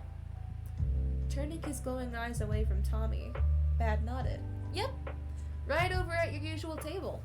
I'll send Hannah over to get your orders in a minute." "Thanks, Bad," Wilbur said with a wave before he started pulling Tommy towards the back of the diner. As soon as Bad was out of earshot, Wilbur leaned down to whisper into Tommy's ear. "You don't need to be afraid of him. I know he looks scary, but that's just because of his powers. Trust me, he's one of the kindest people you'll ever meet." Tommy nodded in understanding, although he was still relieved to be away from those glowing eyes. He trusted Wilbur when he said he didn't have to be afraid of Bad, but the guy was still a bit unnerving. "Wilbur!" another voice then called out. Having been distracted by Bad, Tommy had forgotten the entire reason they were at this diner in the first place. His anxiety returned in full force as he noticed two men sitting at the table in the far back corner of the diner. One of whom was standing up and grinning at the two of them as they made their way over. Right. Tommy was meeting Wilbur's family. The man standing up had to have been Wilbur's father, although he wasn't as old as Tommy expected him to be. He was shorter than Wilbur and Tommy both, with straw blonde hair that fell to his chin, and kind blue eyes the color of faded denim. Tommy also noticed the man had earrings, with one ear simply having a gold stud in it, and the other having a dangling gold chain with a bright emerald on the end. That couldn't have been cheap. "Hey, Dad," Wilbur said casually, stopping in front of the table and finally letting his arm drop from Tommy's shoulders. Tommy, this is my dad, Phil. And the one sitting down because he's antisocial is my brother, Technoblade. Stop telling people I'm antisocial, the man still sitting down protested, his flat voice betraying an American accent. If Tommy was startled by the emerald on Phil's earring, just glancing at Technoblade gave Tommy a complete shock. Even though the man was sitting down, Tommy could tell he was built. Broad shoulders crowded the booth, contrasted by blossom pink hair that was tied back into a low bun on the back of his neck. Glasses sat perched in front of eyes so brown, they were almost crimson. He had several gold earrings in his ears, with gold chains dangling from his lobes and a few gold-encrusted gems sitting higher up in his helix. He also had a long golden necklace that sat on top of his button-down shirt, and Tommy noticed a similar emerald to the one he saw in Phil's earring, acting as a pendant. How fucking rich were these people? Tommy? Wilbur's voice suddenly brought Tommy back to reality, and he glanced away from Technoblade to see Wilbur giving him a concerned look. Oh shit, sorry, I zoned out for a second, Tommy muttered, ears burning as he resisted the urge to shrink into Wilbur's side. Nice to meet you both. It's nice to meet you too, mate. Oh, that was awful, let me try that again. It's nice to meet you too, mate, Phil said, his voice gentle as he smiled at Tommy. Will's told us a lot about you. I liked the note that you wrote on my cup that one time, Techno chimed in as Wilbur dragged Tommy down to sit in the booth across from Phil and Techno. You're right, Wilbur is pretentious. Hey, like you're any better than me, Wilbur protested, slumping down in his seat. He's got a point, Tommy agreed, smirking at Technoblade. You're not exactly humble yourself with all that gold shit in your ears. Techno frowned, hand coming up to mess with some of the earrings in his ears. I like gold, what can I say? Makes you look, Austin... Tommy started before realizing he couldn't remember the word he was trying to say. Ostentatious? Phil offered. Yeah, ostentatious, Tommy nodded. Wilbur snorted. I mean, he's got a point, Tech. The gold is a bit much. Techno opened his mouth to reply when a figure stopped in front of their table, drawing all their eyes up. It was the waitress with the rose in her hair from earlier, and she had 4 menus in her hand. Hey guys, it's good to see you again, the woman greeted, passing out the menus to the 4 of them. Hey Hannah, Phil waved. Can you get us a round of water for the table when we look at the menu? While we look at the menu? Sure thing, Phil. I'll be right back, Hannah said, smiling at them before rushing off again. You guys must come here a lot if everyone knows you, Tommy commented as he started idly looking through the menu. His eyes were immediately drawn to a picture of chocolate chip pancakes with strawberries scattered around it, and his mouth started watering again. We do. It's one of our favorite places to eat at, Phil explained, tapping his fingers against the menu absent-mindedly. What are you thinking of getting? Wilbur asked, looking over Tommy's shoulder at the menu. Chocolate chip pancakes sound pretty damn poggers, Tommy said. The pancakes here are great, Wilbur told him, nodding in approval. But then again, pretty much everything here is really good. Bad and Skeppy are both great in the kitchen. Wait, can someone explain what poggers means? Techno asked, cutting into Wilbur and Tommy's conversation. Tommy rolled his eyes. Of course you wouldn't know it. Poggers basically is a way to say something is awesome or cool. Techno stared at him blankly for a moment, blinking a few times before leaning over to Phil. Phil, do children scare you these days as much as they scare me? They sure do, mate. Phil nodded. Don't understand them in the slightest. Snorting, Tommy leaned back in his seat. You should definitely be afraid of me. I'm extremely intimidating. I don't know. There are some supervillains that probably have you beat there, Techno commented, eyes still skimming over the menu. Tommy thought back to Siren flicking french fries at his forehead, or Blade sitting awkwardly in his living room while he healed Zephyrus. Of course, they could be intimidating, but it was hard to think of them that way when Tommy had already seen them in such casual situations. He was about to further press his point about being intimidating when Hannah returned, setting down waters in front of each of them before pulling a notepad out of her apron. We're ready to order? I think so, right? Phil asked, glancing at each member of the table. They all nodded, and Phil smiled. They all went around, saying their orders.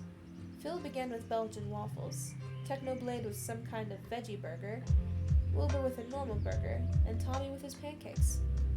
Hannah scribbled all of it down quickly, finishing it off with a flourish of her pen. Alright, we'll have that. Oh, wait! Wilbur cut her off suddenly. Also, 4 blueberry muffins. Tommy here hasn't gotten to try the muffins before. Well, this is your lucky day then. Hannah smiled at him. I'll have that right out for you. Hannah disappeared again, leaving the group in a moment of silence. Tommy took a sip of water and tried not to shrink at the awkward air that had fallen over the group for the first time since they got there. Drink break.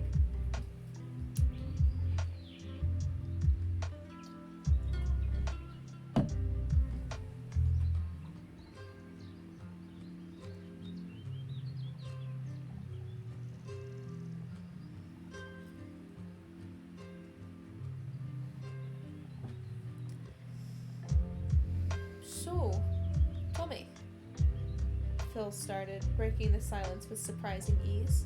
Will told us you work in a cafe, but not much else. Are you in school? Tommy shook his head. No, I graduated high school early by taking extra classes. Impressive. Do you plan on going to college? Nah, not really my thing. Even if it was, I definitely couldn't afford it. Tommy explained, folding his hands over his glass. I just graduated, so I could take more shifts at the cafe. Gotta pay the rent somehow, you know? He waited for the surprise to set in as the group realized he didn't live with parents, but it never came. Phil just nodded in understanding. Who do you live with? He asked instead. My 2 roommates. Tabo and Rambu are their names, Tommy told them. How'd you meet? Techno then chimed in. Now this was where Tommy shrunk back. It wasn't like he was ashamed of admitting he'd been in the system. Hell, he'd told Siren about that without thinking twice. But it was different this time because he was with Wilbur and his family. Tommy hadn't told Wilbur much about himself outside of his age and that he wasn't in school. While he wasn't embarrassed that he'd been in foster care, he knew what normal people thought about it. The pitying looks they would shoot his way, the way they would treat him as if he were made of glass. He didn't want Wilbur, or his family, to start treating him like that. But he knew Wilbur. Wilbur didn't seem like the type to pull that shit with him. He knew Tommy wasn't some broken, sad kid because of his past. They were friends. He'd said it himself. Tommy could trust that Wilbur wouldn't start treating him differently, right? They were waiting for an answer, and Tommy didn't want to lie, so he swallowed down his nerves. In a group home, we were all in the foster system, but all of us were problem kids and kept getting kicked out, and so we ended up in a group home together. We all just kind of clicked really well with each other and made plans to get out of the system and get our own place, which we did, Tommy explained. He wanted to keep his head down, but he had to know their reactions. Glancing up through the hair falling over his forehead, he expected to be met with sympathetic gazes or pitying frowns. But again, they surprised him. None of them seemed to blink twice at the admission.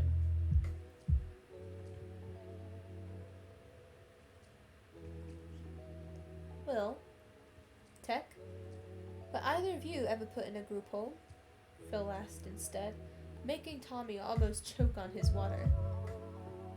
I was in one for a while. That place sucked. Techno shrugged. I almost got put in one, but I ran away before they could, Wilbur explained, smirking into his drink. Tommy gaped, first staring at Techno before turning his full attention to Wilbur. He had been in the system? You never told me you were in the system, Tommy said quietly, staring at Wilbur in shock. Wilbur shrugged. You never said you were either. But you ran? Tommy asked, having heard of the kids who tried to escape and live on their own. He had tried it himself multiple times, but had been dragged back each time with his longest run lasting only a few months. Yup. After I got kicked out of my last foster home, they wanted to put me in a group home, so I said fuck that and ran. Phil found me on the streets about a year later, Wilbur explained, his smile softening at the mention of his dad. What the? How'd you last that long? My longest record was 4 months. A year? Either that had been a hellish year for Wilbur, or he had some advantage that most kids didn't. I wonder what that advantage could be.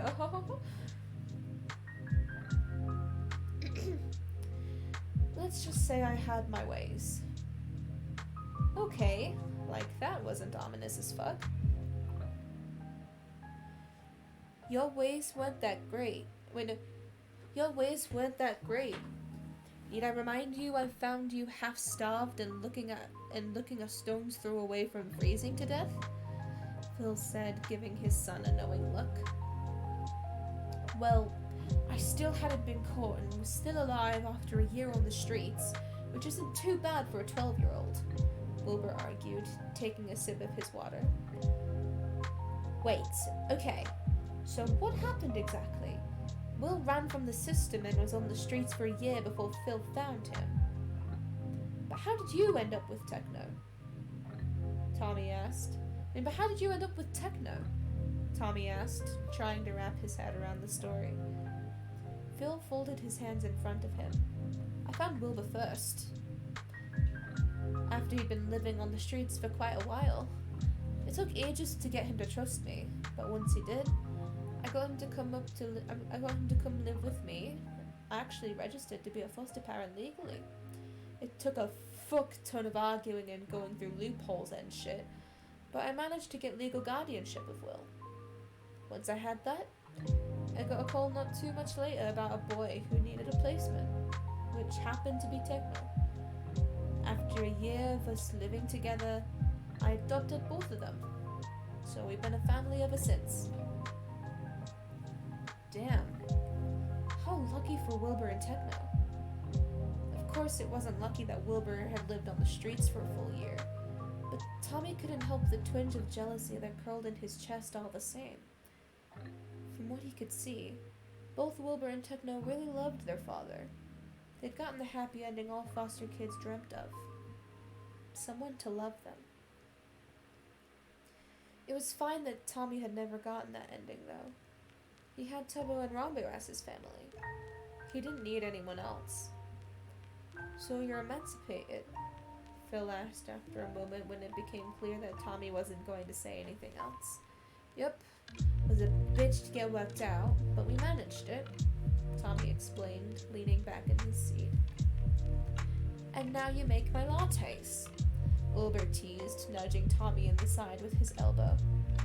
Unfortunately, I do, Tommy grumbled, but at least I'm good at making coffee. I have to admit that's true, Wilbur agreed, tapping his chin. He glanced back over to Phil and Techno. You guys should go by the cafe sometime. Tommy's a pretty damn good barista, except he'll cuss you out while he makes your drink. It's part of my charm, Tommy added, baring his teeth at Wilbur in something that was only reminiscent of a smile. A flash of red in the corner of his eye signaled Hannah's return. She handed out the plates of food, and Tommy's pupils grew twice their size when he saw the steaming chocolate chip pancakes placed in front of him. Wilbur laughed at Tommy's excitement. Eat up, gremlin. You look like you're about to tear those to shreds. Don't have to tell me twice, Tommy replied before he started digging into the food. Holy shit, these guys were right. This was delicious. The pancakes were perfectly fluffy, the chocolate chips were melted just the right amount, and the strawberries on top were sweet, but not overly so. So engrossed in his food, Tommy didn't notice the concerned stares he was getting from the two men across the table. Jesus Christ, Phil muttered. You weren't kidding, Will. He's a gremlin.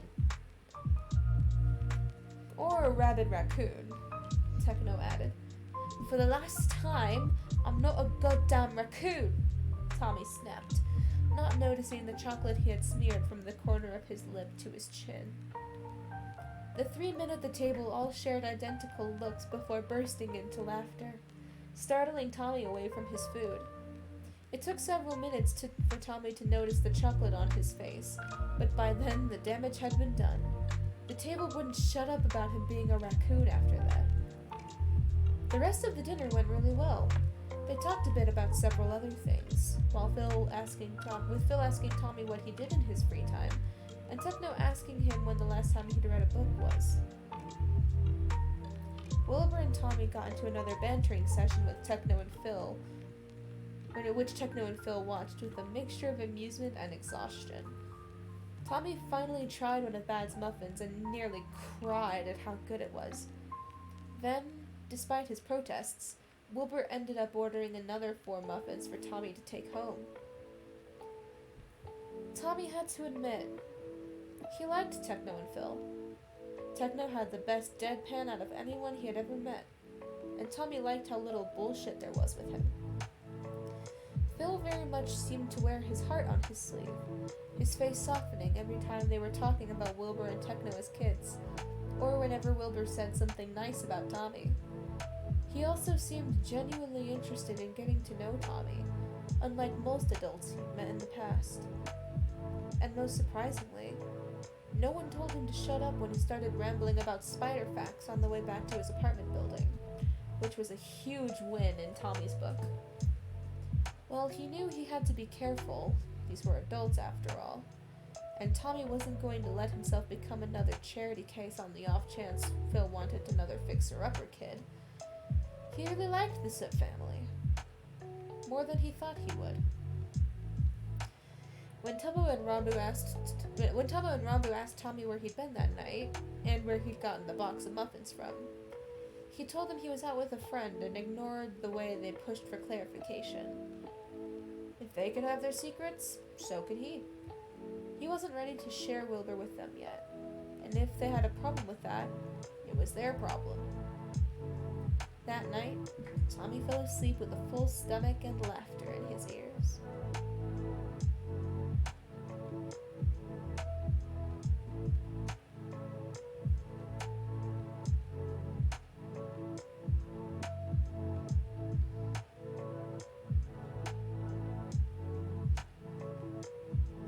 Anyway, we get some backstory and Tommy gets to be there. Blah, blah, blah, blah, blah.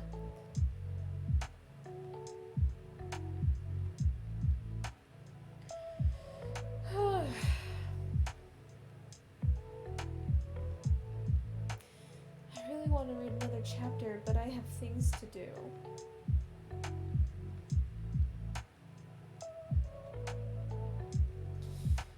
I at least want to get to the turn of the next hour, so let's chill for a few moments, eh? Let's turn off the window capture. I'll put on the ending screen. I'm not gonna be ending for a few minutes, but...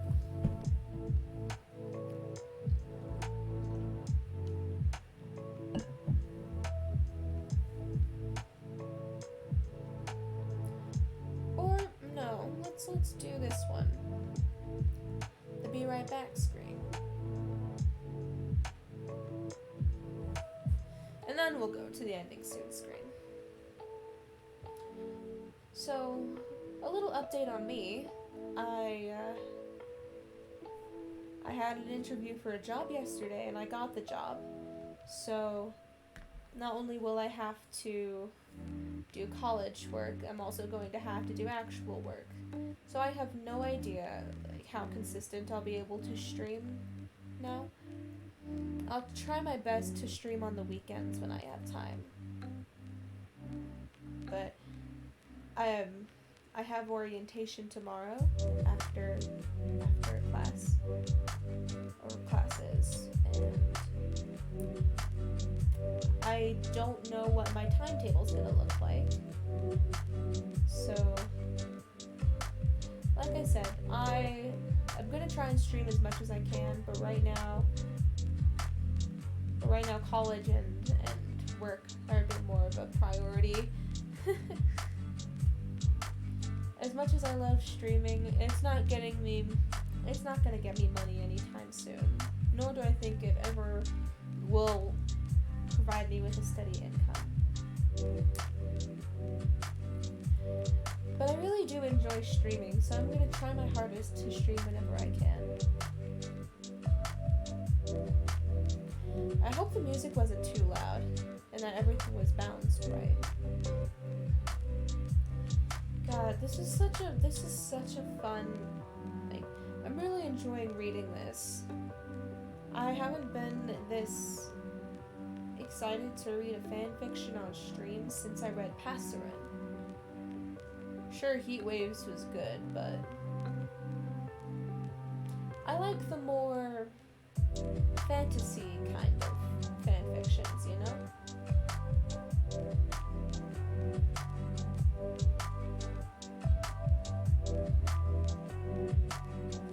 What else did I do today? I went to class, and I went to classes, obviously.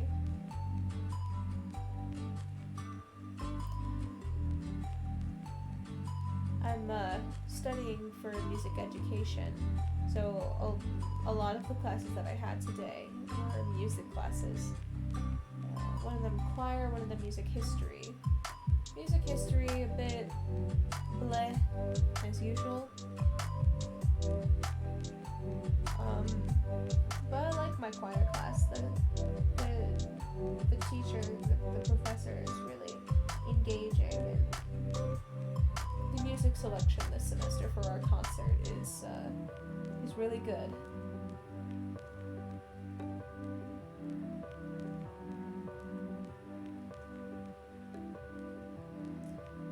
Well, I think that is going to be the stream. Now I'm gonna switch it over to the ending screen. This is really fun. I'm not sure when I'll stream next, but I'm probably going to stream on the late night SMP to get a bit updated on the axolotl pond, because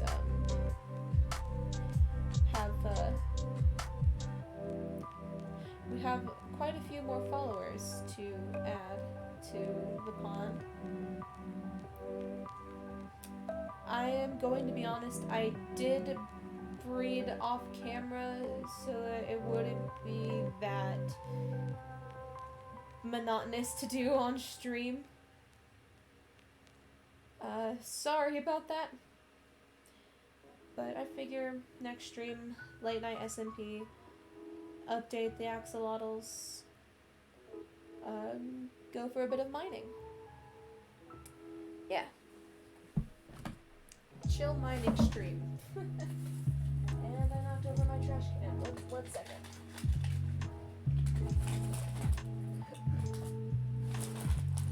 There we go. Alright. Thank you guys so much for watching. if you want to follow me on my socials, you can go to this link here, and it'll take you to all the socials that I have. Thank you guys so much for watching, and I will see you guys next time. Bye-bye!